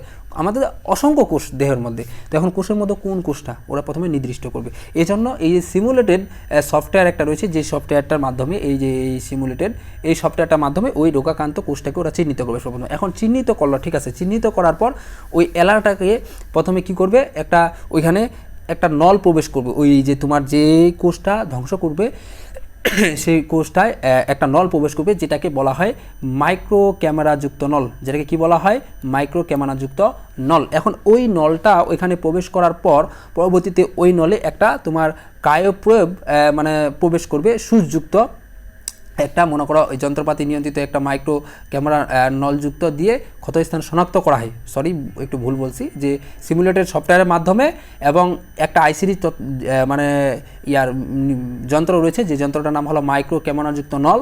এই নলটার মাধ্যমে মূলত ওইটা চিহ্নিত করা হয় ওই রোগাক্রান্ত কোষটা। এটা সফটওয়্যার, এটা হলো যন্ত্র, মানে এই সফটওয়্যারটার সাহায্যে এই যন্ত্রের মাধ্যমে এটা চিহ্নিত করা হয়। এরপর ওইখানে একটা নল প্রবেশ করা হয়, যে নলটার নাম হলো ক্রায়োপ্রোব, মানে হলো ক্রায়োপ্রোব। সেখানে প্রবেশ করা হয় যে একটা নল বা সুচ, এই যে ক্রায়োপ্রোব বা প্রথমে নলটা প্রবেশ করে এখানে ক্রায়োপ্রোব জনিত এক ধরনের এজেন্ট বা একটা তরল পদার্থ সেখানে প্রবেশ করা হয়। তো এখন এই যে ওই যে তরল পদার্থ থাকে ওইখানের মধ্যে কী থাকে, ওইখানে কোন কোন গ্যাস আমরা মূলত থাকি, ওই যে গ্যাসে মানে এই যে ক্রায়োপ্রোব বা আমরা যে নলটা প্রবেশ করলাম যে কোষটা ধ্বংস করার জন্য, এখানে মূলত আমাদের কয়েক ধরনের উপাদান মিশ্রিত একটা গ্যাস থাকে। সেখানকার মধ্যে আমরা দেখতে পাবো nitrogen, argon, oxygen, carbon dioxide ইত্যাদি, এগুলো মিশিয়ে একটা ক্রায়োজনিত এজেন্ট বা প্রয়োগ বা আমরা সবগুলো একসাথে ফিক্সড করে ওইখানে মূলত এই নলের মাধ্যমে সেই রোগাক্রান্ত বা আক্রান্ত কোষে প্রবেশ করা হয়। এখন এই কোষটাতে প্রবেশ করার দরুন পরবর্তীতে কি হয়, ওই কোষটার যে তাপমাত্রা, যে কোষে আমরা প্রবেশ করালাম তার তাপমাত্রা -41 থেকে -196 ডিগ্রি সেলসিয়াসে নেমে আসে। তো যার কারণে এত কম তাপমাত্রা সেখানে টিস্যু আসার কারণে সেখানে অক্সিজেন সরবরাহ বন্ধ হয়ে যায়, এবং যার কারণে পরবর্তীতে অক্সিজেন সরবরাহ বন্ধ হয়ে যায়, সেই কোষটা ধ্বংস হয়ে যায়। তো এভাবে মূলত কাটাছেঁড়া ছাড়া কোনো একটা যে কোষ, রোগাক্রান্ত কোষ, সেটা মূলত এই কায়া সার্জারির মাধ্যমে ধ্বংস করা হয়। শর্টকাটে যদি বলি, সর্বপ্রথম তোমার সিমুলেটেড সফটওয়্যারের মাধ্যমে, তারপর হলো মাইক্রো ক্যামেরাযুক্ত নল দিয়ে সেই রোগাক্রান্ত কোষটিকে সিলেক্ট করে সেখানে ক্রায়োজনিত এজেন্ট ক্রায়োপ্রোবের মাধ্যমে দিয়ে সেখানে ক্রায়োজনিত এজেন্টের মধ্যে nitrogen, argon, oxygen, carbon dioxide এগুলো ব্যবহার করে সেই ক্রায়োপ্রোবে প্রবেশ করিয়ে সেই কোষটি -41 থেকে -196 ডিগ্রি সেলসিয়াসে নিয়ে আসা হয়, যার কারণে সেখানে তাপমাত্রা অনেকটা কম হয় এবং এরপরে সেখানে অক্সিজেন সরবরাহ বন্ধ হয়ে যায়, যার দরুন পরবর্তীতে সেই রোগাক্রান্ত কোষটি ধ্বংস হয়ে যায়। শেষ। এই ছিল মূলত হলো কায়া সার্জারি প্রসেস। যে কায়া সার্জারি প্রসেসটা কী কী, আশা করি তোমাদের বুঝতে কোনো সমস্যা হবে না। এবং এই কায়া সার্জারি যে চিকিৎসাটা করা হয়, এই কায়া সার্জারি চিকিৎসা ব্যবহৃত অভিজ্ঞ করে তুলেছে ডাক্তারদের প্রশিক্ষণ এবং ভার্চুয়াল রিয়েলিটি ব্যবহার করা হয়। যেটা ভার্চুয়াল রিয়েলিটি, এই যে আমি বলছিলাম প্রথমেই এই টপিকটা কথা বলছিলাম না, এই ভার্চুয়াল রিয়েলিটি যে টপিকটা, এই টপিকটা কিন্তু অনেকটা ইম্পর্টেন্ট, এটা কিন্তু প্রথমে আলোচনা করছি এই টপিকটাই। তো এখানে কিন্তু ওইটা জিনিসটা অনেকটা ব্যবহার করা হয়, কারণ ভার্চুয়াল রিয়েলিটির মাধ্যমে এটা কাজটা কিন্তু খুব সুন্দরভাবে সহজে করা যায়। দেখো এই কোন কোন ক্ষেত্রে এই মূলত কায়া সার্জারি বিষয়টা ব্যবহার করা হয়। দেখো এটা হলো ক্যান্সার, তারপর নিউ সার্জারি, তারপর হলো ইত্যাদি বিভিন্ন ধরনের চিকিৎসার ক্ষেত্রে এই চিকিৎসায় কায়া সার্জারি একটা সাশ্রয়ী এবং এই প্রক্রিয়াটা মূলত ব্যবহার করা হয়, এবং এটা হলো অনেকটা কম সময় কিন্তু এর জন্য লাগে। আর যদি কাটাছাড়া করা হয়তো তাহলে সেখানে আবার একটা ঘাস সৃষ্টি হইতো, বিভিন্ন ধরনের পুজ বা বিভিন্ন ধরনের কিন্তু ঝামেলা দেখা দিত, বা ওইটা শুকাইতে হইতো, আবার সবসময় ভেজা থাকতো, বিভিন্ন ধরনের কিন্তু ঝামেলা, বা আবার পার্শ্ব প্রতিক্রিয়া থাকে নাকি, এরকম অনেক ঝামেলা কিন্তু, যার কারণে এটার কিন্তু অনেকটা কম সময় এবং খুব সাশ্রয়ী। দেখো এই প্রক্রিয়া যদিও মনে করো প্রক্রিয়া কোনো পার্শ্ব প্রতিক্রিয়া নেই, তবে এটা মনে করো কাটাছাড়া কোনো জটিলতা নেই, তবে এই রোগীকে পূর্ব প্রস্তুতি নিতে হয় না এটার জন্য। তবে এটার কিন্তু একটা আবার খারাপ দিকও রয়েছে। এটার যে পার্শ্ব প্রতিক্রিয়া হিসাবে এইটার এই যে কায়া সার্জারির একটা খারাপ দিক, সেটা হলো কি এই হিসাবে লিভার এবং ফুসফুসের স্বাভাবিক গঠন বিনষ্ট কিংবা স্নায়ুক সমস্যার উদ্ভব হতে পারে এটার মাধ্যমে, মানে এটা সম্ভাবনা রয়েছে, তবে খুব কম, মানে খুব কম এটা হইতে পারে, তবে খুব কম। তবে সবচেয়ে সুবিধাজনক হলো এই বিষয়গুলো উপরে যেগুলো আলোচনা করলাম। তো এটা কম সময় লাগে এবং পূর্ব প্রস্তুতি কোনো রোগীকে নিতে হয় না। তারপর হলো মানে যে কোনো সময় তুমি করতে পারো যে এই বিষয়টা। আর এটা হলো জাস্ট কম হয়, তবে পার্শ্ব প্রতিক্রিয়া আছে আর কি। অনেক সময় বলে না, তোমরা এটা এই জিনিসটা কি শুনছো কিনা জানি না, বলে না এই ওষুধগুলোর কোনো পার্শ্ব প্রতিক্রিয়া নেই, পার্শ্ব প্রতিক্রিয়া মুক্ত। মানে পার্শ্ব প্রতিক্রিয়া বলতে কী বোঝায়, তোমরা কি এটা বুঝছো? বলে দিই তোমাদের। পার্শ্ব প্রতিক্রিয়া বলতে বোঝায় মূলত যে ওই ওষুধটা খাইলে তুমি যে সমস্যার জন্য খাচ্ছ শুধু সেটাই তোমার সমাধান হবে, আর কোনো কিছু অন্য কোনো কিছু হবে না। আর পার্শ্ব প্রতিক্রিয়া যুক্ত বলতে যেটা বোঝায়, সেই ওষুধটা খাইলে তুমি যেটার জন্য খাইলা সেটা ছাড়া আরও বিভিন্ন ক্ষেত্রে তোমার সমস্যা হতে পারে বা প্রভাব ফেলতে পারে, আরও বিভিন্ন ওইটা ছাড়া আরও অন্যান্য বিভিন্ন ক্ষেত্রে, তোমার শরীরের ক্ষেত্রে বলো বা অন্যান্য বিভিন্ন ধরনের সমস্যার ক্ষেত্রে। তো এই বিষয়টা এটাকে বলে পার্শ্ব প্রতিক্রিয়া। তো দেখো এরপরে আছে হলো আমাদের মহাকাশ অভিযান। মহাকাশ অভিযানের ক্ষেত্রে তোমরা যে যে বিষয়গুলো মনে রাখবা, এটা তো মহাকাশ অভিযানের আলোচনা বিষয় না, এখানে আমাদের ইম্পর্ট্যান্ট যে তথ্যগুলো জাস্ট তোমাদের এগুলো বলি। যে মূলত মহাকাশ আমরা জানি 100 কিলোমিটার উপরে, মানে উপরে যে আমাদের বায়ুমণ্ডল সেটাই মূলত হলো মহাকাশ। তো এই তথ্যগুলো একটু মাথায় রাখবা। এখান থেকে অনেকবার এমসিকিউতে আসে যে 1957 সালে 4 অক্টোবর মহাকাশে প্রথম উৎক্ষেপণ স্পুটনিক উৎক্ষেপণ করা হয়। কত সালে, সালটা এবং তারিখটা। এরপর হলো 1962 সালে 12 এপ্রিল প্রথম দেখো এরপরে যে তথ্যটা রয়েছে 1961 সালে কত এপ্রিল, 2 এপ্রিল আমরা দেখতে পাই যে প্রথম মানুষ যায়। সেই মানুষটার নাম আমরা যদি দেখি একটু, দেখো সেই মানুষটার নাম হলো ইউরি গ্যাগারিন। এরপর মহাকাশ অভিযান যায় মূলত। এরপর হলো 20 জুলাই 1969 সালে প্রথম মানুষ চাঁদে অবতরণ করেন। এই সবগুলো তথ্য মাথায় রাখবা, সবগুলো। তারপর 2 ডিসেম্বর 1971 সালে প্রথম মঙ্গল গ্রহে মার্ক 3 অবতরণ করা হয়। এরপর হলো 12 এপ্রিল 1981 সালে প্রথম স্পেস শাটল উৎক্ষেপণ করা হয়। এর ভেতরে চাঁদে অবতরণ এবং স্পেস শাটলে উৎক্ষেপণ ছিল হলো মার্কিন যুক্তরাষ্ট্র, অন্যগুলো ছিল তাৎক্ষণিক সোভিয়েত ইউনিয়ন বাকিগুলো। আর তারপর হলো মহাকাশ অভিযান করার জন্য একটি মহাকাশ ঘন্টায় প্রায় 30,000 মাইল বেগে গতিবেগ অর্জন করতে হয়, যা শব্দের 8 গুণ। শব্দের বেগের গতিবেগের কত গুণ, 8 গুণ। এই তথ্যগুলো মাথায় রাখবা। তারপর এখান থেকে মাথায় রাখবা এই যে এটা অনেকবার আসছে এই তথ্যটা। এই স্যাটেলাইটগুলো পৃথিবী পৃষ্ঠ থেকে কত কিলোমিটার উপরে রয়েছে, 34,400 কত দেখি, 34,000 কিলোমিটার উপরে রয়েছে এইগুলা। তারপর বাংলাদেশ কততম বিশ্বের মধ্যে স্যাটেলাইট মধ্যে রয়েছে, বাংলাদেশ 57তম স্যাটেলাইট অংশ হিসাবে রয়েছে। কততম, বাংলাদেশ 57তম দেশ হিসাবে নিজস্ব স্যাটেলাইটের মালিকানা অর্জন করেছে। একটি জিও স্টেশনারি যেটা স্যাটেলাইট বাংলাদেশ বর্তমানে। দেখো এই স্যাটেলাইটে কী ক্ষেত্রে ব্যবহার করা হয়, বিভিন্ন ক্ষেত্রে কিন্তু আমরা স্যাটেলাইট ব্যবহার করতেছি। বিভিন্ন ধরনের তথ্য আপডেট থেকে শুরু করে বিভিন্ন ধরনের টিভি চ্যানেল থেকে শুরু করে আরও বিভিন্ন ধরনের স্যাটেলাইট, যেমন প্রত্যন্ত অঞ্চলগুলো নেটওয়ার্কের সমস্যা হয়ে থাকে, এরকম বিভিন্ন ক্ষেত্রে কিন্তু এই স্যাটেলাইটটা ব্যবহার করা হয়। মানে আমাদের জীবনকে অনেকটা সুন্দর করতে, মানে অনেক ক্ষেত্রে, মানে নেটওয়ার্ক রিলেটেড, আইসি রিলেটেড বিভিন্ন ক্ষেত্রে এগুলো মূলত ব্যবহার করা হয়। মহাকাশ গবেষণার ক্ষেত্রে এটা ইউজ করা হয়, কারণ মহাকাশে তো আর তোমার নেটওয়ার্ক থাকবে না, তখন এই নেটওয়ার্কগুলো ইউজ করা হয়। এরকম আরও বিভিন্ন ক্ষেত্রে মূলত এই ব্যবহারটা হয়ে থাকে। তো এরপরে আমাদের যেটা আছে এগুলো আলোচনা করলাম না, এগুলো খুব একটা ইম্পর্টেন্ট না। তারপর আইসিটি নির্ভর উৎপাদন ব্যবস্থা, এটা তো ওইটা খুব একটা হার্ড না। তোমরা জানো আইসিটি নির্ভর বর্তমানে তথ্য প্রযুক্তিকে কেন্দ্র করে বিভিন্ন ক্ষেত্রে উৎপাদন ব্যবস্থা হয়ে থাকে। বিভিন্ন ধরনের বড় বড় মোবাইল কোম্পানি, বিভিন্ন ধরনের মাইক্রোবাস থেকে শুরু করে বিভিন্ন ধরনের বড় বড় প্রতিষ্ঠান যেগুলো বিভিন্ন যন্ত্র তৈরি করতেছে, সেগুলোতে অনেকগুলো বিভিন্ন ধরনের পার্টসগুলো, বিভিন্ন ধরনের ইলেকট্রনিক্স যে পার্টসগুলো এগুলোতে তৈরি করা হয়। এগুলোর ক্ষেত্রে মূলত রোবটস থেকে শুরু করে আইসিটি বিভিন্ন ধরনের প্রযুক্তি ইউজ করা হয়, যার কারণে এগুলোর মাধ্যমে সহজে তারা কিন্তু এই উৎপাদন কাজটা পরিচালনা করতে পারতেছে। যদি এগুলো মানুষ হাতে কলমে করতে যাইতো তাহলে কিন্তু অনেক সময় লাগতো, যার কারণে এগুলো আইসিটি ক্ষেত্রে সহজভাবে তারা উৎপাদন করতে পারতেছে। তো এই ছিল মূলত এটা খুব একটা হার্ড না, ওই জন্য খুব বেশি আলোচনা করলাম না, আর এটা পরীক্ষায় খুব একটা আসেও না। তো এরপর দেখো প্রতিরক্ষা ক্ষেত্রে আমরা কীভাবে রোবোটিক্সটা ইউজ করি, এটা জানি আমরা প্রতিরক্ষা ক্ষেত্রে আমাদের রোবোটিক্সটা অনেক ইউজ করি। একটু আগে আলোচনা করছি যে আইসিটি বা রোবোটিক্স তো করেই, তার মধ্যে আইসিটিটা আমাদের বিভিন্ন ধরনের প্রশিক্ষণ ক্ষেত্রে আইসিটিটা আমরা প্রতিরক্ষা ক্ষেত্রে ইউজ করতে পারি।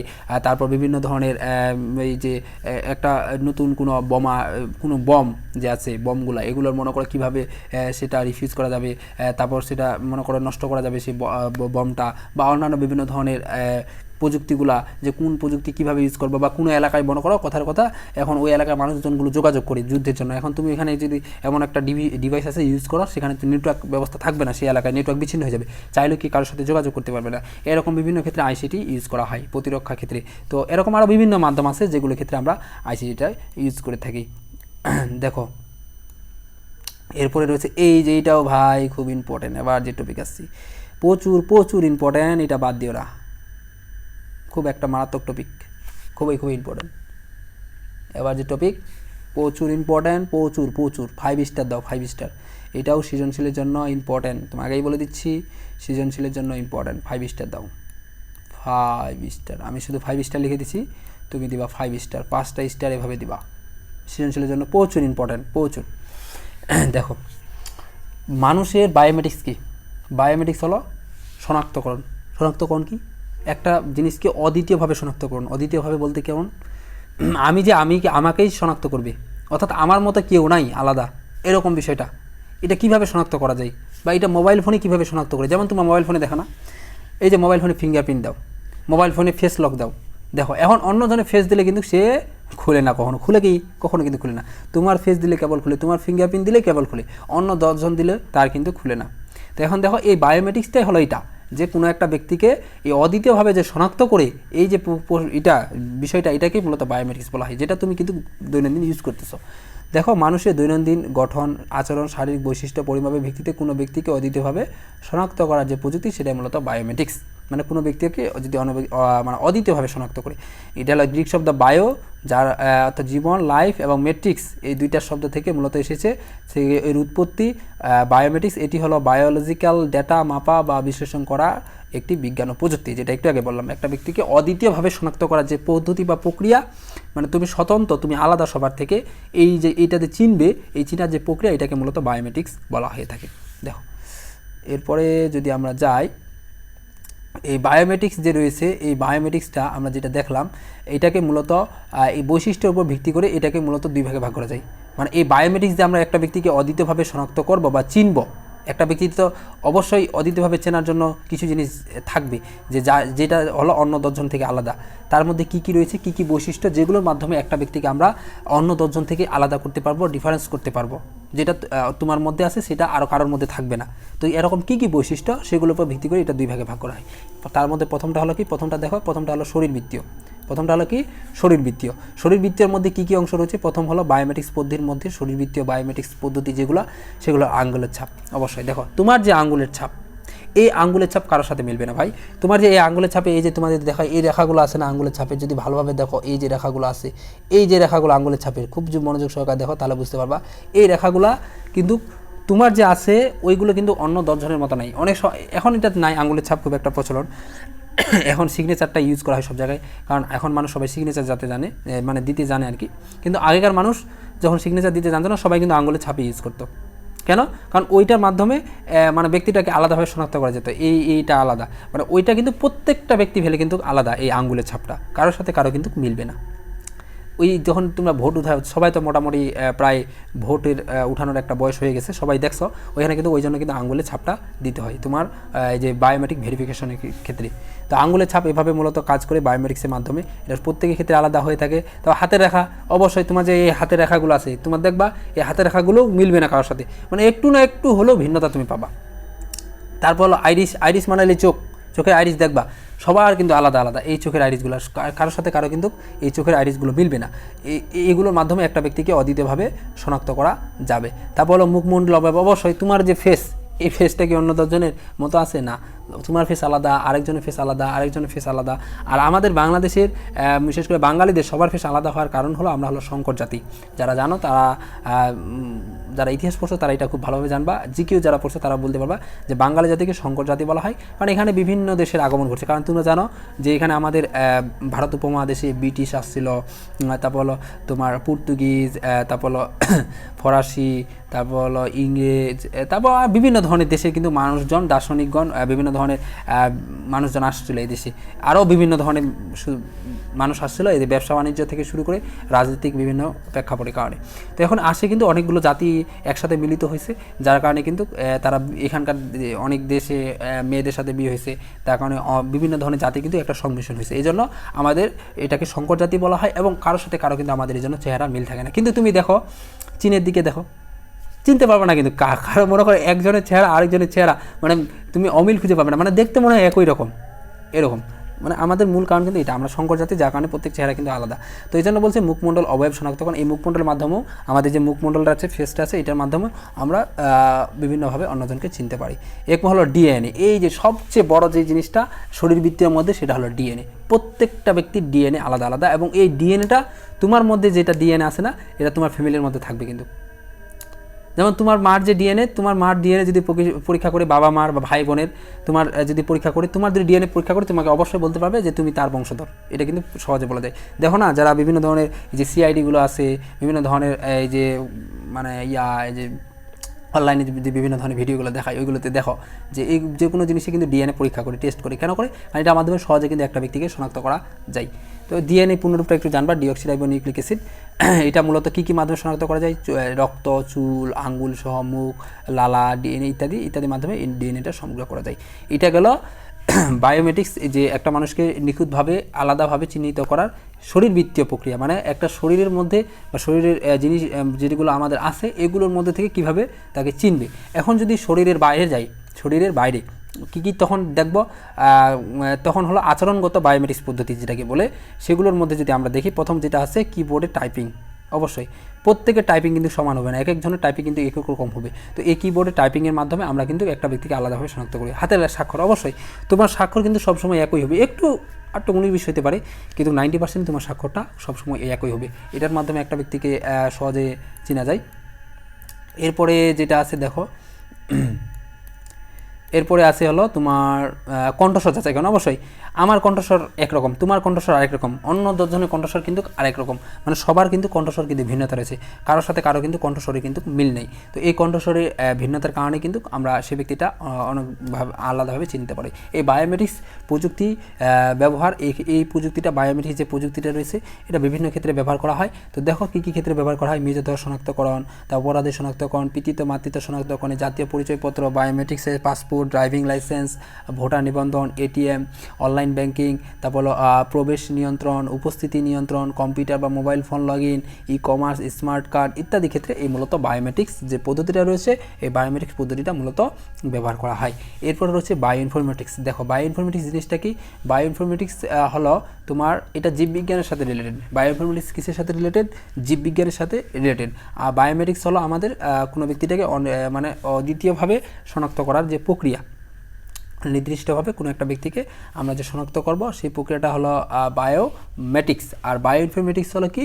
যে জীববিজ্ঞানের সমস্যাগুলো যখন কম্পিউটার প্রযুক্তি কৌশল ব্যবহার করে সমাধান করা হয়, মানে জীববিজ্ঞানে বিভিন্ন ধরনের সমস্যাগুলো রয়েছে, এই সমস্যাগুলো যখন আমরা কম্পিউটারে বিভিন্ন ধরনের প্রযুক্তি ব্যবহার করে সেগুলোকে সমাধান করব, সেটাকে মূলত বায়ো ইনফরমেটিক্স বলা হয়। যেমন বায়ো ইনফরমেটিক্স জীববিজ্ঞান বা কম্পিউটারে সায়েন্স, ইনফরমেশন এবং গণিত পরিসংখ্যান সমন্বয়ে গঠিত একটা বিষয়। কিন্তু বায়ো ইনফরমেটিক্স প্রথমবার এই সাফল্য এনেছিল 13 বছরের দীর্ঘ প্রচেষ্টার পর মানব জিনোম প্রথমবার সিকোয়েন্স করা হয়েছিল, এবং তথ্য অনলাইন প্রকাশিত হয়েছিল যেন সারা পৃথিবীর বিজ্ঞানী সেটা পেতে পারে, এমন একটা বিষয়। দেখো ক্যান্সারের উপর মনে করতো গবেষণা করা হয়েছিল, এটা কিন্তু এই যে বায়ো ইনফরমেটিক্সের মাধ্যমে যে সিকোয়েন্সটা তৈরি করা হয়েছিল একটু আগে যেটা বললাম, 13 বছরের দীর্ঘ প্রচেষ্টার পর। এবং এটা মূলত গুরুত্বপূর্ণ ক্ষেত্র হচ্ছে এই সিকোয়েন্সের, মানে এই বায়ো ইনফরমেটিক্স, সেটা হলো ক্যান্সারের উপর গবেষণা বর্তমানে কিন্তু চলতেছে। এখন আমরা ক্যান্সারে কিন্তু অনেকগুলো ধাপ আছে, স্টেপ আছে। তো এখন ক্যান্সারে যদি নর্মাল স্টেজে থাকে, কেউ কিন্তু বেঁচে বাঁচতে পারলেও কিন্তু বাঁচানো সম্ভব হয়, কিন্তু যদি সে একবারে সর্বশেষ স্টেজে চলে যায় তাহলে কিন্তু তাকে বাঁচানো সম্ভব হয় না। এরপরে দেখো প্রোটিনের গঠন বহুদিন থেকে বিজ্ঞানীদের জন্য গুরুত্বপূর্ণ এ বিষয়ে আসছে। আর এই যে বায়োইনফরমেটিক্স এটা মূলত 4টা বিভিন্ন শাখার উপাদান ও কৌশলের সমন্বয়ে বায়োইনফরমেটিক্স এই যে পদ্ধতিটা রয়েছে সেটা গঠিত। প্রথমটা হলো আণবিক জীববিদ্যা ও মেডিসিন, তারপর হলো ডেটাবেস, তারপর হলো প্রোগ্রাম, তারপর গণিত পরিসংখ্যান। তা আণবিক জীববিদ্যা ও মেডিসিন এটা হলো মূলত ডেটা উৎস বিশ্লেষণে কাজ করে। তারপর হলো ডেটাবেস হলো টেক্সট মাইনিং ও ওয়েব অ্যাপ্লিকেশনে করার কাজ করে। প্রোগ্রাম হলো উপাত্ত বিশ্লেষণে অ্যালগোরিদম যার মাধ্যমে বায়োইনফরমেটিক্স কঠোরভাবে সুনির্দিষ্ট করা হয়। গণিত পরিসংখ্যান এর সাহায্যে সম্ভাব্য যাচাই করা হয়। এগুলো মোটামুটি একটা ইনফরমেশন, এগুলো মাথায় রাখবা। মোটামুটি একটা ইনফরমেশন মানে গুরুত্বপূর্ণ আছে, তবে বায়োমেটিক্সটা সবচেয়ে বেশি ইম্পর্টেন্ট ইনফরমেটিক্সটার চেয়ে, মানে বায়োইনফরমেটিক্সটা একটু কম ইম্পর্টেন্ট আর কি। দেখো বায়োইনফরমেটিক্স এটার ব্যবহার, এটা কোন কোন ক্ষেত্রে মূলত ব্যবহার করা হয় আমরা একটু জানি। জীববিজ্ঞানের বিভিন্ন ধরনের বিষয়গুলোর ক্ষেত্রে মূলত ব্যবহার করা হয়, যেমন জিনোম সিকোয়েন্স, তা প্রোটিন সিকোয়েন্স, এরপর ছাড়া হলো মলিকুলার মেডিসিন, তা জিন থেরাপি, ওষুধ তৈরি, বর্জ্য পরিষ্কারকরণ, জলবায়ু পরিবর্তন গবেষণা, বিকল্প শক্তির উৎস সন্ধানে, জীবাণু অস্ত্র তৈরিতে, ডিএনএ ম্যাপিং, অনলাইন জিন ফাইন্ডিং, এরকম বিভিন্ন ক্ষেত্রে মূলত আমরা এটা লক্ষ্য করতে পারি এই যে বায়োইনফরমেটিক্সটা। তা মহাকাশ গবেষণার ক্ষেত্রে কিন্তু এটা ব্যবহার করা হচ্ছে। তো দেখো এরপরে যদি আমরা দেখি যে বায়োইনফরমেটিক্সের পর যে বিষয়টা আমাদের আছে, তো তোমাদের কিন্তু আরও অনেকগুলো পৃষ্ঠা আছে, তো আমরা চেষ্টা করব দেরি হোক আজকে সম্পূর্ণটা আমাদের শেষ করার, যেভাবে হোক আমরা শেষ করব। জেনেটিক ইঞ্জিনিয়ারিং বিষয়টা আমরা এখন জানার চেষ্টা করি। দেখো আমরা জেনেটিক ইঞ্জিনিয়ারিং বিষয়টা জানবো যে জেনেটিক ইঞ্জিনিয়ারিং বিষয়টা কি। দেখো আমাদের জেনেটিক ইঞ্জিনিয়ারিং হলো কোনো, আমাদের যদি একটু সুন্দরভাবে তোমাদের যদি ব্যাখ্যা করতে চাই যে জেনেটিক ইঞ্জিনিয়ারিং আমাদের কিন্তু এখানে একটা বিষয় আছে যে দুইটার মধ্যে কিন্তু একটু পার্থক্য আছে, সেটা হলো জেনেটিক ইঞ্জিনিয়ারিং, তারপর হলো রিকম্বিনেন্ট ডিএনএ, তারপর এখানে আছে আবার আছে রিকম্বিনেন্ট ডিএনএ বা যেটাকে জিএমও বলা হয়ে থাকে। আমরা কিন্তু এই প্রত্যেকটা বিষয় কিন্তু তোমাদের ডিফারেন্স পার্থক্যের মাধ্যমে বোঝানোর ট্রাই করবো। দেখো জেনেটিক ইঞ্জিনিয়ারিং এটা মোটামুটি ইম্পর্টেন্ট, পরীক্ষায় খুব কমায় আসে, মাঝে মধ্যে আসে, তোমরা একটু ধারণা রাখবা। জেনেটিক ইঞ্জিনিয়ারিং হলো কোনো জীব থেকে একটি নির্দিষ্ট জিন বহনকারী, কোনো জীব থেকে একটা জীব থেকে নির্দিষ্ট জিন বহনকারী, জিন যেটা হলো তার বৈশিষ্ট্যকে মূলত বহন করে, ওই জিনটাকে কথা বলতেছে যে কোনো একটা জীব থেকে নির্দিষ্ট জিন বহনকারী ডিএনএ যেটা রয়েছে ওই ডিএনএ পৃথক করে ভিন্ন একটি জীবে স্থানান্তর করার কৌশলটাই হলো জেনেটিক ইঞ্জিনিয়ারিং। কি বলছে দেখো, কোনো একটা জীব থেকে তার বৈশিষ্ট্য বহনকারী যে জিনটা রয়েছে, বৈশিষ্ট্য বহনকারী একটি নির্দিষ্ট জিন বহনকারী, মানে জিনটা আমরা কি জানি, জিন মানে হলো বৈশিষ্ট্য বহন করি, ওই জন্য বলছে কোনো একটা জীব থেকে জিন বহনকারী, তার মানে বৈশিষ্ট্য বহনকারী যে ডিএনএটা রয়েছে ওইটা পৃথক করে অন্য একটা জীবে যে স্থানান্তর, সেটাকে মূলত জেনেটিক ইঞ্জিনিয়ারিং বলা হয়ে থাকে। যেমন আমরা বিভিন্ন ধরনের কিন্তু এটা দেখতে পাই যে অনেক সময় যে গাছের কলম কাটানো হয়, বিভিন্ন ক্ষেত্রে নতুন নতুন জাত উদ্ভাবন করা হয়। মনে করো তোমরা আম গাছে দেখছো না, অনেক সময় কলম কাটানো হয়। কলম বলতে কীরকম, অনেকে এই বিষয়টা বুঝবা যে আম গাছে মনে করো অন্য একটা, মনে করো এটা আছে তোমার হলো হিমসাগর আম, ওইখানে মনে করো একটা অন্য জাতের আম সেখানে ইনপুট করছে, ওইখানে মানে ওই গাছের মধ্যে এমনভাবে সেট করছে, ওইখানে আবার ওই একই গাছে 2 প্রজাতির আম পাওয়া যায়। তো এরকম আরও বিভিন্ন ক্ষেত্রে দেখতে পাও জেনেটিক ইঞ্জিনিয়ারিং, এটা মূলত বিভিন্ন নতুন নতুন জাত তৈরি করে। এই যে আমরা এত সব ধানের জাত দেখতেছি, এত সব গমের জাত, আলুর জাত, পাটের জাত, এত সব জাত কি আসছে না, এগুলো এই যে বিভিন্ন ধরনের এই ডিএনএটা পৃথক করে, মানে আমরা এই যে বৈশিষ্ট্য বহনকারী যে জিনটা রয়েছে ওই জিনের মধ্যে যে ডিএনএটা আছে ওই ডিএনএটা পৃথক করে অন্য একটা জীবে কিন্তু স্থানান্তর করতেছি। এই ডিএনএটা পৃথক করার দরুন আমাদের কিন্তু নতুন নতুন বৈশিষ্ট্য উদ্ভাবন হচ্ছে, যার কারণে কিন্তু নতুন নতুন আমরা জাত পাচ্ছি, আর এটাকেই মূলত বলা হচ্ছে জেনেটিক ইঞ্জিনিয়ারিং। তো দেখো প্রত্যেকটা কোষের মাঝে থাকে ক্রোমোজোম, অবশ্যই আমরা জানি ক্রোমোজোম থাকে অবশ্যই, যেগুলো তৈরি করেছে ডিএনএ, যেটা পুনরূপ আমরা জানতে হবে ডিএনএ পুনরূপ হলো ডিঅক্সিরাইবোনিউক্লিক অ্যাসিড। এবং এই ডিএনএর ভেতরে ক্ষুদ্র ক্ষুদ্র অংশগুলো যেগুলো প্রাণী বৈশিষ্ট্য বহন করে সেগুলো জিন, যেটা একটু আগে বললাম, বিভিন্ন ধরনের যে বৈশিষ্ট্যগুলো থাকে সেগুলোকে মূলত জিন বলা হয়। একটি ক্রোমোজোমে অসংখ্য জিন থাকতে পারে, অবশ্যই অসংখ্য একটা ক্রোমোজোমে থাকবে যেগুলো বিভিন্ন বৈশিষ্ট্য বহন করে। মানবদেহে প্রায় 20 থেকে 30 হাজার এই জিন প্রায় রয়েছে। এ ধরনের এক্সের জিনকে জিনোম বলে, এটা মোটামুটি ধারণা রাখবা। তারপর এরপর যে বিষয়টা, এটা একটু কনফিউশনের বিষয়, সেটা হলো রিকম্বিনেন্ট ডিএনএ বিষয়টা কি, জিন এবং এই যে কি বলে জেনেটিক ইঞ্জিনিয়ারিং এবং রিকম্বিনেন্ট ডিএনএর মধ্যে পার্থক্য কি একটু দেখো। গবেষণার মাধ্যমে যখন একটি জিন পরিবর্তন করে সেখানে অন্য জিন লাগানো হয় তখন সেটাকে বলা হয় রিকম্বিনেন্ট ডিএনএ বা মানে আরডিএনএ। জিএনএ বা আরডিএনএ আর এর সমৃদ্ধ জীবকোষ বলা হয়, বা এটা আরেক নাম হলো জিএমও বা জেনেটিক্যালি মডিফাইড অর্গানিজম। দুইটা পূর্ণরূপ আছে, যে দুইটাই তোমরা মনে রাখবা। দেখো কি বলছে, রিকম্বিনেন্ট ডিএনএ বলতে কি, যে শুধু জাস্ট জিনটার পরিবর্তন। কিটার পরিবর্তন? জিনটা পরিবর্তন, মানে গবেষণার মাধ্যমে একটা জিন পরিবর্তন করে, মানে বৈশিষ্ট্য যে রয়েছে এই বৈশিষ্ট্যগুলো পরিবর্তন করে যদি অন্য জিন লাগানো হয়, মানে অন্য বৈশিষ্ট্য লাগানো হয়, তখন সেটা রিকম্বিনেন্ট ডিএনএ বলা হয়। জাস্ট এটা কিটা জিনটার পরিবর্তন, কিন্তু জেনেটিক ইঞ্জিনিয়ারিং মাধ্যমে কি বলা হয়, পুরো ডিএনএ যেটা রয়েছে এই পুরো ডিএনএটাকে চেঞ্জ করা হয়। কথাই বুঝছো? মানে এটা হলো ছোট, যে রিকম্বিনেন্ট ডিএনএটা, আর জেনেটিক ইঞ্জিনিয়ারিংটা হলো বড় জিনিস, মানে এটা হলো বড় একটা বিষয়। এটা পুরো ডিএনএটাকে পরিবর্তন করছে, আর ডিএনএর ভেতরে যে জিনটা রয়েছে শুধু এই রিকম্বিনেন্ট ডিএনএর মাধ্যমে ওই জিনটাকে শুধু পরিবর্তন করা হয়। এই হলো বিষয়। তো দেখো এরপরে আমরা যদি তোমাদের দেখাই, দেখো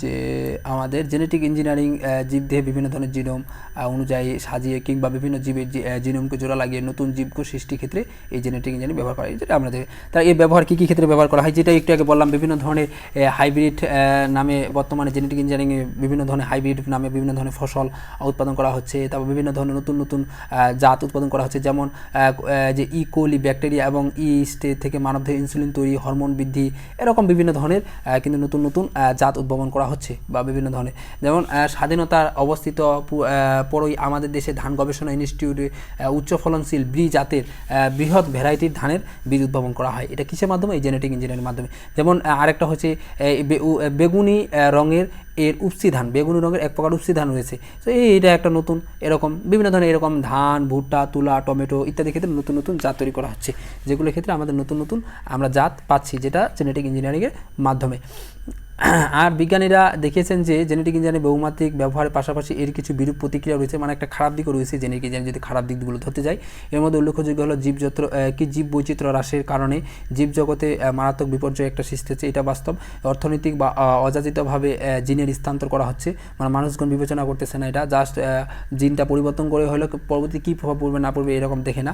মানব দেহের প্রয়োগে অ্যান্টিবায়োটিক ওষুধের কার্যকারিতা হ্রাস এবং অ্যালার্জির উদ্ভব কিংবা ভয়াবহ জীব বিধ্বংসী প্রজাতি ও ভাইরাসের উদ্ভব আশঙ্কা। যেমন আমরা জিনে বিভিন্ন ধরনের পরিবর্তন করার কারণে এটার কী প্রভাব পড়তেছে, এই খাবারটা নতুন একটা যে পণ্য তৈরি করলো, নতুন জাত তৈরি করলো, এখন এটা কী প্রভাব পড়বে এটা কোনো দেখার বিষয় নয়, তারা শুধু তৈরি করার কাজ তৈরি করে যায়। তো এখন এটার ফলে এই জন্য কিন্তু বর্তমানে আমরা দেখতেছি বিভিন্ন ধরনের মরণবেদী রোগ থেকে শুরু করে বিভিন্ন ধরনের আমাদের সমস্যা কিন্তু দেখা দিচ্ছে, যার কারণে মানুষদের অনেক কিন্তু বিভিন্ন ধরনের সমস্যা হচ্ছে, অনেকেই মারা যাচ্ছে এই বিভিন্ন ধরনের সমস্যার কারণে।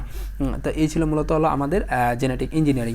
এরপরে আমাদের যেটা রয়েছে সেটা হলো ন্যানো টেকনোলজি। দেখো ন্যানো টেকনোলজি বিষয়টা কি, আমাদের ন্যানো টেকনোলজি হলো পারমাণবিক আণবিক স্কেলে অতি ক্ষুদ্র ডিভাইস তৈরি করার জন্য ধাতব বস্তুকে, আমাদের কিন্তু আলোচনাটা অনেক বড় হয়ে যাচ্ছে, দেখি আর কতটুকু আছে, যদি কম থাকে আমরা চেষ্টা করব আলোচনা করে শেষ করে দেওয়ার।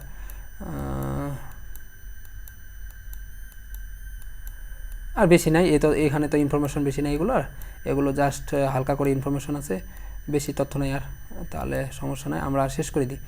তোমাদের বেশি ইনফরমেশন নাই, অনেকেই বিরক্ত হতে পারো, সমস্যা নাই।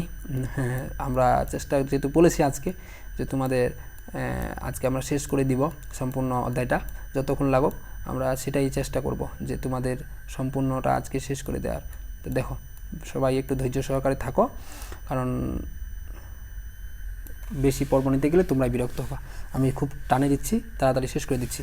দেখো ন্যানো টেকনোলজি বিষয়টা কি, পারমাণবিক আণবিক স্কেলে অতি ক্ষুদ্র ডিভাইস তৈরি করার জন্য ধাতব প্রযুক্তিকে ব্যবহার করার যে সুনিপুণভাবে কাজে লাগানোর যে বিজ্ঞান, কি বলছে দেখো, পারমাণবিক বা আণবিক স্কেলে অতি ক্ষুদ্র ডিভাইস তৈরি করার জন্য ধাতব ও বস্তুকে সুনিপুণভাবে কাজে লাগানোর যে বিজ্ঞান, সেটাকে মূলত হচ্ছে ন্যানো টেকনোলজি বলা হয়। এটা মানে খুব ছোট, মানে 10⁻⁹ মিটারকে ন্যানোমিটার বলা হয়। বিজ্ঞান ও প্রযুক্তি ব্যবহারের ক্ষেত্রে 1 থেকে 1000 যে ন্যানোমিটার আকৃতির কোনো কিছু তৈরি এবং ব্যবহার করাকে ন্যানো টেকনোলজি বলে, মানে খুব ছোট, খুবই ছোট যে ন্যানো টেকনোলজি, এগুলো মানে পরিমাণটা এত পরিমাণ ছোট, এই যে তৈরি করা হয় এটাকে মূলত ন্যানো টেকনোলজি বলা হয়। বিভিন্ন ধরনের ছোট ছোট বিভিন্ন ধরনের প্রযুক্তিগুলো যে তৈরি করা হয় এটাকে মূলত ন্যানো টেকনোলজি বলা হচ্ছে।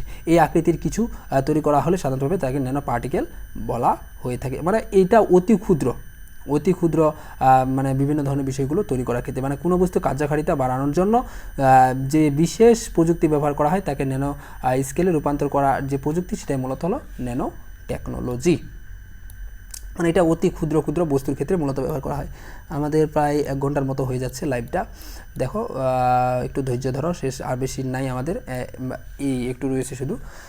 দেখো এই যে ন্যানো টেকনোলজি আমাদের অতি ক্ষুদ্র বিভিন্ন ধরনের ডিভাইসের ক্ষেত্রে ব্যবহার করা হয়, এটা বিভিন্ন ক্ষেত্রে আমরা মূলত ব্যবহার করতে দেখতে পাই। এই প্রযুক্তি ব্যবহারের মাধ্যমে মূলত বৃহৎ স্কেলে পণ্যদ্রব্য পণ্য উৎপাদন সম্ভব হচ্ছে, মানে বিভিন্ন ধরনের ছোটোখাটো বিভিন্ন ধরনের আমরা সূক্ষ্ম পণ্যগুলো যেগুলো কিন্তু একটা মানুষ হাতে করতে পারবে না, এই ন্যানো টেকনোলজির মাধ্যমে কিন্তু আমরা সহজে এগুলো করতে পারতেছি। তো দেখো এরকম উৎপাদিত পণ্য বাজারে সূক্ষ্ম ও ছোট হলেও অত্যন্ত মজবুত, বিদ্যুৎ সাশ্রয়ী, টেকসই এবং হালকা হয়। আগামী বিশ্ব হবে ন্যানো টেকনোলজি বিশ্ব, কারণ তোমরা দেখতেছো যে কোনো জিনিস দিন দিন ছোট হচ্ছে। যেমন আগে একটা কম্পিউটার কত বড় একটা বিল্ডিং লাগতো বলো তো কম্পিউটার রাখার জন্য, কিন্তু এখন আমরা সে একটা ছোট একটা জায়গা, মানে একটা বইয়ের মতো ধরতে গেলে সেখানে কিন্তু কম্পিউটারটা রাখতে পারতেছি, মানে একটা ল্যাপটপ কিন্তু ইউজ করতে পারতেছি, যেগুলো কম্পিউটার মানে ধরতে গেলে কম্পিউটারই। তো এই বিষয়গুলো দেখো, এই যে এটা কী কারণে হচ্ছে, ন্যানো টেকনোলজির কারণে সব।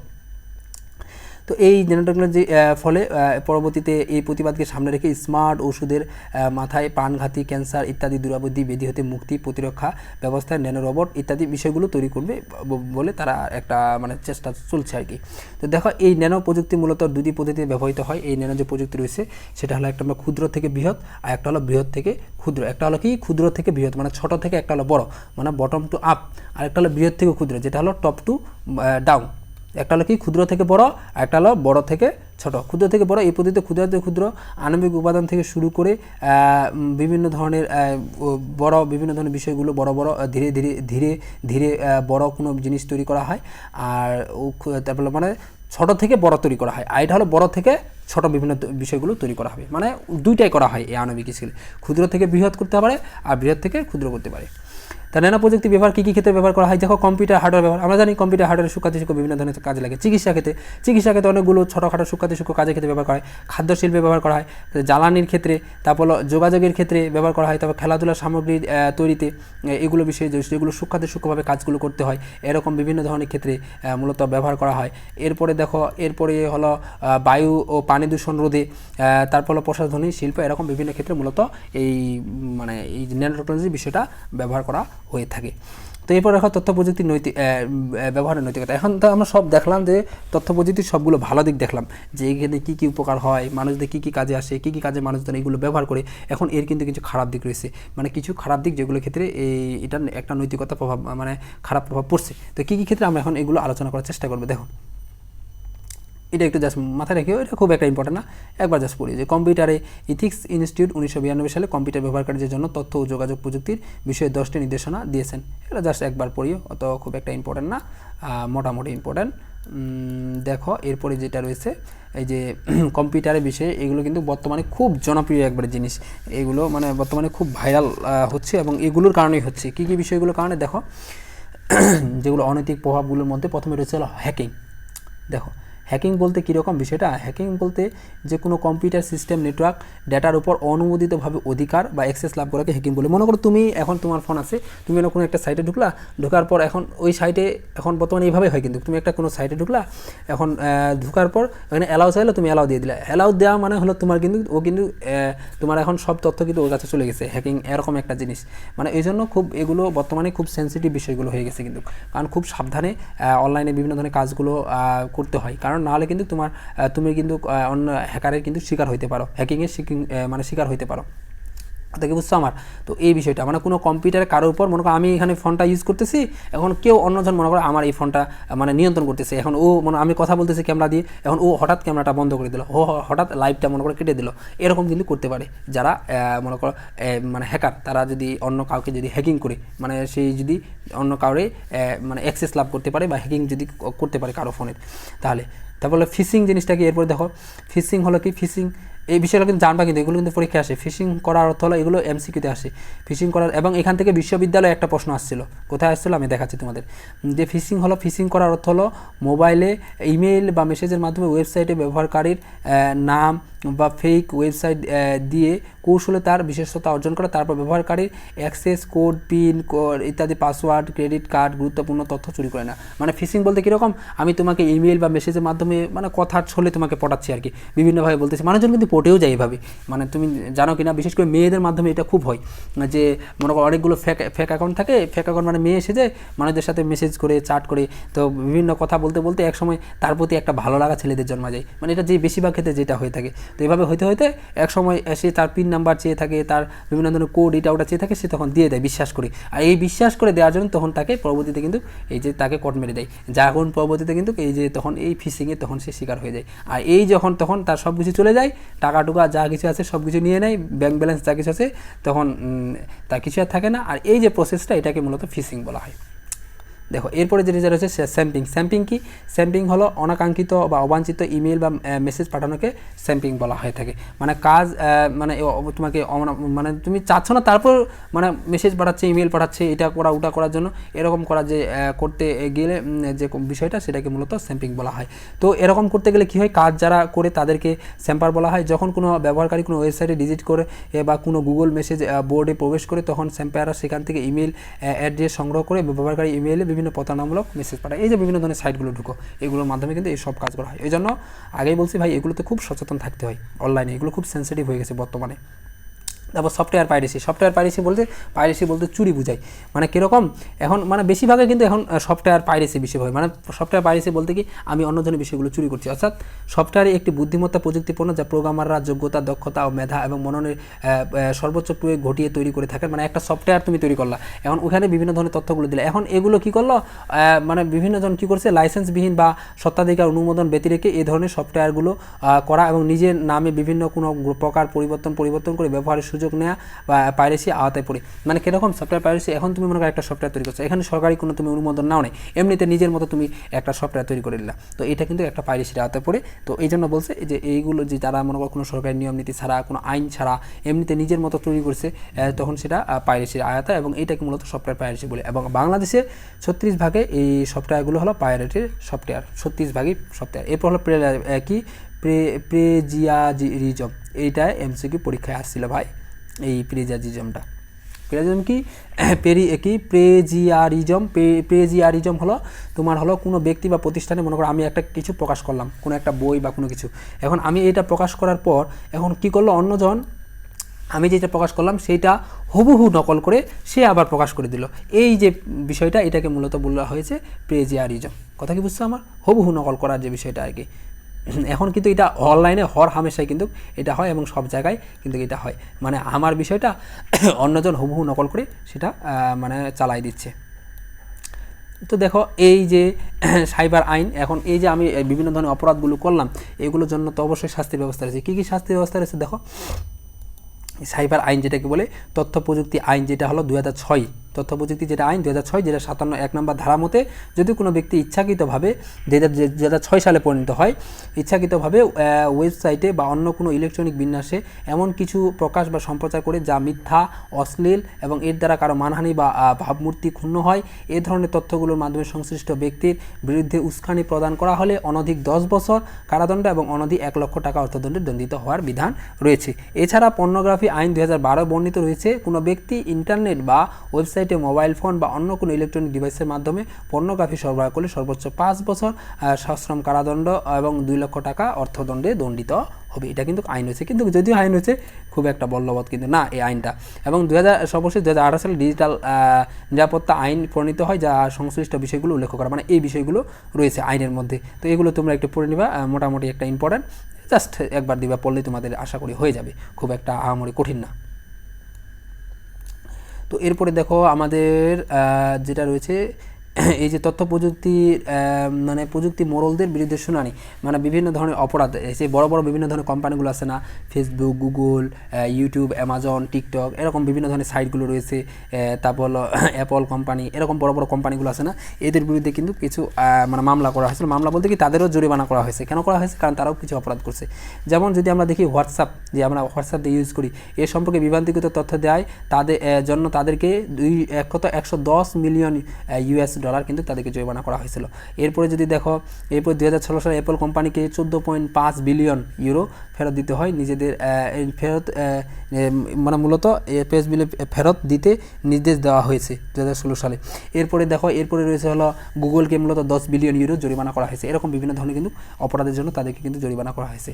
তো এই তথ্য প্রযুক্তির প্রভাব, মানে এই যে তথ্য প্রযুক্তি রয়েছে সমাজ জীবনে, আমাদের তথ্য প্রযুক্তি কী কী প্রভাব রয়েছে, আমরা কী কী ক্ষেত্রে এটা প্রভাব পড়তেছে, আমাদের কোথায় কোথায় আমরা প্রভাব ফেলতে পারছি এই সামাজিক জীবনে তথ্য প্রযুক্তি। প্রথম হলো তথ্য প্রযুক্তি ইতিবাচক প্রভাব। অবশ্যই আমাদের বিভিন্ন ধরনের ক্ষেত্রে আমাদের ইতিবাচক দিকেই বেশি, কিন্তু নেতিবাচক দিক কিন্তু কম। যেমন এই ইতিবাচক দিক বলতে আমরা এই ক্ষেত্রে কত ভালো আমার ক্ষেত্রে কিন্তু এটা ব্যবহার করতেছি। তথ্য প্রযুক্তিটা আমাদের জীবনটা কিন্তু অনেকটা সুন্দর করে দিছে।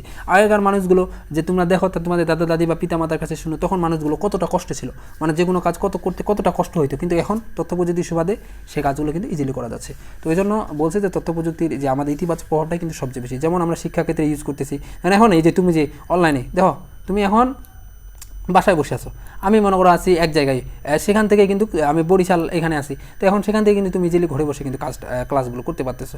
তো দেখো এখন এই তথ্য প্রযুক্তি ক্ষেত্রে শিক্ষাটা ব্যবহার করলে না, আরও বিভিন্ন ক্ষেত্রে তুমি মনে করো অনলাইনে কোনো একটা টপিক বুঝতে পারছো না, সার্চ দিলা, ক্লাস দেখে নিলা, হয়ে গেলো। গুগলে সার্চ দিলা, সেখানে সম্পর্কে তুমি বিভিন্ন ধরনের তথ্য পড়ে নিলা। দেখো তথ্য প্রযুক্তির মাধ্যমে ইজিলি কিন্তু তুমি বিভিন্ন জায়গা থেকে শিক্ষাটা নিতে পারছো। তারপর এরপর যেটা রয়েছে, যদি দেখো এরপরে যদি আমরা লক্ষ্য করি, বিজ্ঞান ও চিকিৎসা। অবশ্যই বর্তমানে যে চিকিৎসা ক্ষেত্রে তো টেলিমেডিসিন আমরা জানি, যে দূর থেকে মনে করো তোমার বাসা এক জায়গায়, তুমি মনে করো হঠাৎ এমন প্রত্যন্ত অঞ্চলে আসো, সেখান থেকে চিকিৎসা নেওয়া সম্ভব না, তুমি টেলিমেডিসিনের মাধ্যমে ইজিলি ঘরে বসে কিন্তু ভালো একটা পরামর্শ নিতে পারো।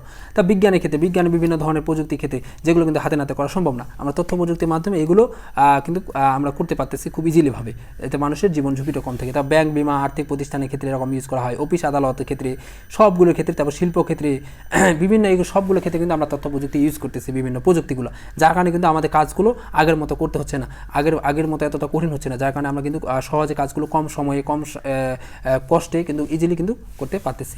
এগুলো কিন্তু মাথায় রাখবা। এই প্রশ্নটা কিন্তু অনেকবার পরীক্ষা আসছে, যে আমাদের তথ্য প্রযুক্তির প্রভাব কী সামাজিক জীবনে, কী কী ক্ষেত্রে আমাদের এই তথ্য প্রযুক্তির প্রভাব রাখে। এরপরে দেখো, এরপরে আমাদের কৃষিক্ষেত্রে প্রভাব রাখে। অবশ্যই কৃষিক্ষেত্রে আমরা বিভিন্ন ধরনের কৃষি বিষয়ক বিভিন্ন ধরনের তথ্য পেতে পারি, যে তারপর হলো কৃষি বিষয়ক বিভিন্ন ধরনের সেন্টার রয়েছে, সেগুলোর মাধ্যমে আমরা তথ্য পাই। তারপর উন্নত যোগাযোগ ব্যবস্থা, আমরা জানি বিভিন্ন ধরনের যোগাযোগ, এখন আমি এখানে বসে আছি, তুমি মনে করো বিদেশ আছো, ইজিলি কিন্তু আমরা কন্ট্যাক্ট করতে পারতেছি দুইজনের মাধ্যমে এই তথ্য প্রযুক্তির সুবাদে। তারপর প্রিয় সংস্কৃতি বিনোদনের ক্ষেত্রে, তারপর তথ্য প্রযুক্তির এগুলো সব পজিটিভ প্রভাব, ভালো দিক। এখন তথ্য প্রযুক্তির কিছু নেতিবাচক প্রভাব রয়েছে, মানে খারাপ দিক রয়েছে, মানে এটার ক্ষেত্রে কী কী খারাপ দিক রয়েছে। প্রথম হলো আসক্তি। অবশ্যই এই জিনিসটা সবচেয়ে বড় প্রবলেম। এখন তুমি যদি মোবাইল ফোনে আসক্তি হয়ে যাও, সারাদিন শুধু ফোন দেখো ভাই, এই জিনিসটা তো কত বড় খারাপ জিনিস, তুমি নিজেও চিন্তা করতে পারবে না। এখন তোমার মনে হচ্ছে না সময়টা খুব ভালো যাচ্ছে, কোনো প্রবলেম নাই, খুব সুন্দরভাবে যাচ্ছে, আমি শুধু সারাদিন ফোন টিপতেছি, বিনোদন পাচ্ছি, আমার মানে দিন তো যাচ্ছে, কোনো প্রবলেম নাই। কিন্তু ভাই মনে রাখিও, এই দিন সময় চলে যাচ্ছে, এই সময় কিন্তু তুমি পাবা না। এখন এই আসক্তিটা এমন একটা পর্যায়ে চলে গেছে, বর্তমানে অনেকে এমন একটা পর্যায়ে হয়ে গেছে, যারা গেমে বিভিন্ন ধরনের গেম থেকে শুরু করে আরও বিভিন্ন ধরনের, কেউ মুভিতে আসক্তি, কেউ অনলাইনে এমনিতে বিভিন্ন মাধ্যমে আসক্তি, মানে এক এক ধরনের আসক্তির লেভেলটা এই প্রযুক্তির ক্ষেত্রে এক এক রকম। তো এই আসক্তি লেভেলটা আমাদের সবাইকে কমাইতে হবে, কারণ এইটা এতটা প্রভাব রাখে একটা মানুষের জীবনে, তার মানসিকভাবে তা বিকশিত রাখে না। তুমি দেখো, তুমি যখন মাঠে খেলতে যাবা, মাঠে যদি সরাসরি তুমি মাঠের নামে খেলো, তাহলে তোমার একটা শারীরিক ফুর্তি আলাদা থাকে। আর তুমি যদি এরকম ফোনের মধ্যে টুক করে ভিডিও দেখে তুমি বিনোদন, ওইটার কিন্তু আলাদা একটা প্রভাব, দুইটার কিন্তু দুই রকম ভিন্ন। আর এই জন্য বলছি যে এগুলোর ক্ষেত্রে আসক্তি হয়ে তোমাদের জীবনটা ধ্বংস করা লাভ নেই, মানে এগুলো তোমাদের জীবনটাকে কিন্তু খারাপ রাস্তায় দিয়ে যাবে। যে কোনো বিষয়ে আসক্তি হওয়া যাবে না। তোমার লাইফে যেটাই করো না কেন, তোমার ওইটার মধ্যে যদি তুমি আসক্ত হয়ে যাও, অভ্যস্ত হয়ে যাও, তাহলে কিন্তু প্রবলেম হয়ে যাবে। বিশেষ করে ভালো কাজ ছাড়া, খারাপগুলোর ক্ষেত্রে বলি নাই, জাস্ট আমি খারাপগুলোর কথা বলতেছি। খারাপ যে কাজগুলো রয়েছে সেগুলোতে যদি তুমি আসক্তি হয়ে যাও, তাহলে কিন্তু তোমার লাইফটা কিন্তু অনেক বড় প্রবলেম হয়ে যাবে। যেমন তার মধ্যে এই যে তথ্য প্রযুক্তি যে বিভিন্ন ধরনের রয়েছে, এটার মধ্যে অনেকে বিভিন্ন ধরনের মাধ্যমে কিন্তু আসক্ত হয়ে যায়, যার কারণে কিন্তু একটা বড় ধরনের কিন্তু প্রভাব পড়ে।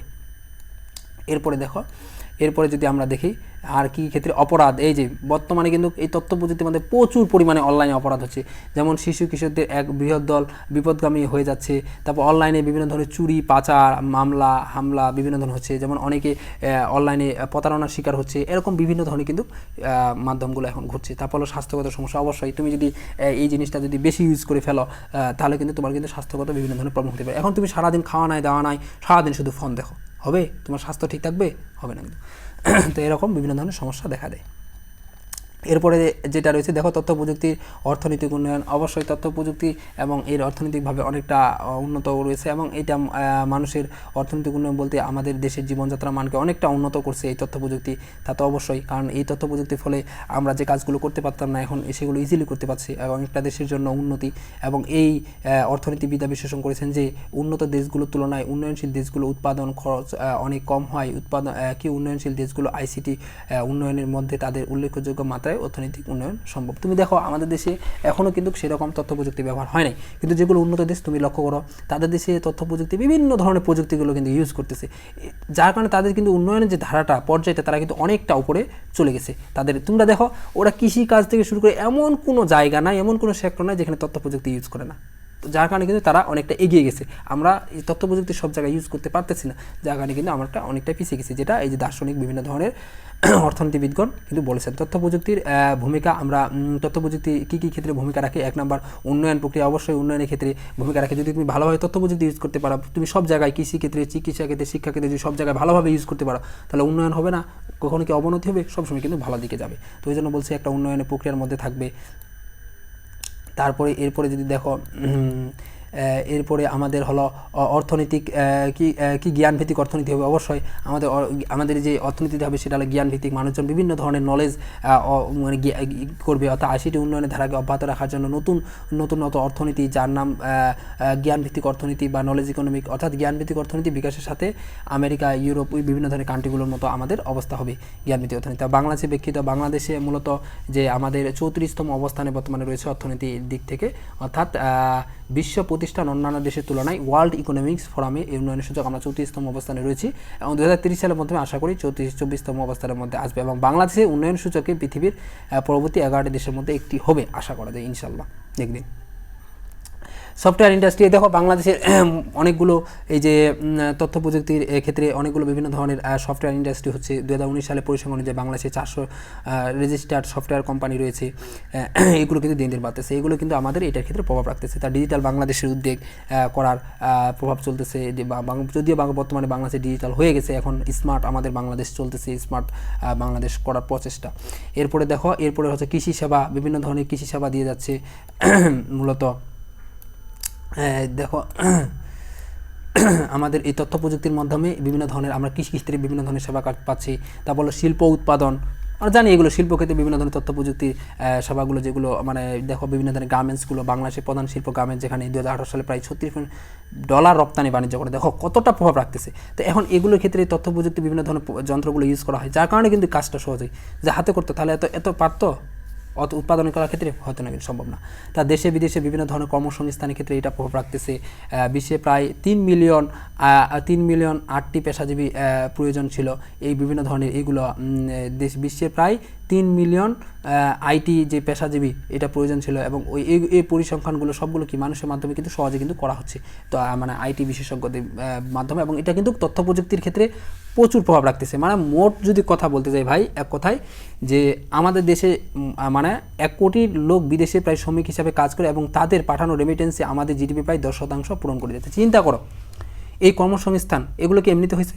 এগুলো বিভিন্ন ধরনের যে আমাদের মেইন যে কথাটা ছিল যে তথ্য প্রযুক্তির প্রভাবটা, এটার ফলে কিন্তু আমরা সবগুলো এগুলো পাচ্ছি। এবং এগুলো যদি না থাকতো তাহলে কিন্তু এত কিছু আমাদের হয়তো না। মানে তথ্য প্রযুক্তির কারণে, যেমন তুমি দেখো আগেকার মানুষগুলো কিন্তু এতটা পিছিয়ে, বাংলাদেশ তো পিছিয়ে কেন ছিল? কারণ তথ্য প্রযুক্তি ততটা কিন্তু আসে না মানুষদের গড়ায়, এবং মানুষ ইউজ করতে জানতো না। এখন এতটা এগিয়ে কেন? কারণ এখন তথ্য প্রযুক্তি সবার দীর্ঘরায় চলে গেছে, এবং সবাই কিন্তু এগুলো খুব ভালোভাবে ইউজ করতে পারছে। আর ভবিষ্যতে দেখবে আরও সেই উন্নত লেভেলে চলে যাবে, কারণ ভবিষ্যতে মানুষ আরও অ্যাডভান্স লেভেলে চলে যাবে। অন্যান্য উন্নত কান্ট্রিগুলো কিন্তু তাই হচ্ছে। তো এই ছিল মূলত আমাদের প্রথম অধ্যায়। আমরা চেষ্টা করছি আজকে মূলত তোমাদের সামনে প্রথম অধ্যায়টা সম্পূর্ণটা আলোচনা করা শেষ করে দেওয়ার, এবং কোনো অংশই আমরা বাদ রাখিনি, সম্পূর্ণটাই আলোচনা করেছি। আশা করি তোমাদের আজকের যে ক্লাসটা এটা সবার উপকার হবে এবং তোমরা বুঝতে পারবা। তোমাদের যদি শেষ পর্যন্ত তোমরা যদি থাকতা আমাদের সাথে, যারা ছিলা শেষ পর্যন্ত তারা জানো যে ক্লাসটা কতটা হেল্পফুল ছিল, এবং আমি কিন্তু বলে দিছি কোনগুলো সৃজনশীল কোনগুলো এমসিকিউর জন্য ইম্পর্ট্যান্ট। তো এখান থেকে প্রায় 3 জায়গা থেকে সৃজনশীল আসে, তোমাদের সেটা বলে দিছি আমি। তো আশা করি তোমরা সেগুলো খুব ভালো সহকারে গুরুত্ব সহকারে পড়বা, এবং বাকি যে অংশগুলো আছে সেগুলো পড়বা। তো আজকে এখানে শেষ করতেছি তাহলে। আর তোমাদের যদি কারো কোনো বিষয় জানার থাকে তাহলে অবশ্যই কমেন্টে জানাবা, আমরা চেষ্টা করবো সেগুলো উত্তর দেওয়ার। তো সবাই ভালো থাকো, সুস্থ থাকো, দেখা হবে তোমাদের সাথে পরবর্তীতে আমাদের দ্বিতীয় অধ্যায়ে সেই পর্ব নিয়ে। দ্বিতীয় অধ্যায়ের পর আমরা এরকম 3টা পর্ব নিয়ে আলোচনা করবো, আশা করি সেই 3টা পর্বে সেই দ্বিতীয় অধ্যায়টা শেষ করে দেবো। তো ততক্ষণ পর্যন্ত সবাই ভালো থাকো, সুস্থ থাকো, খোদা।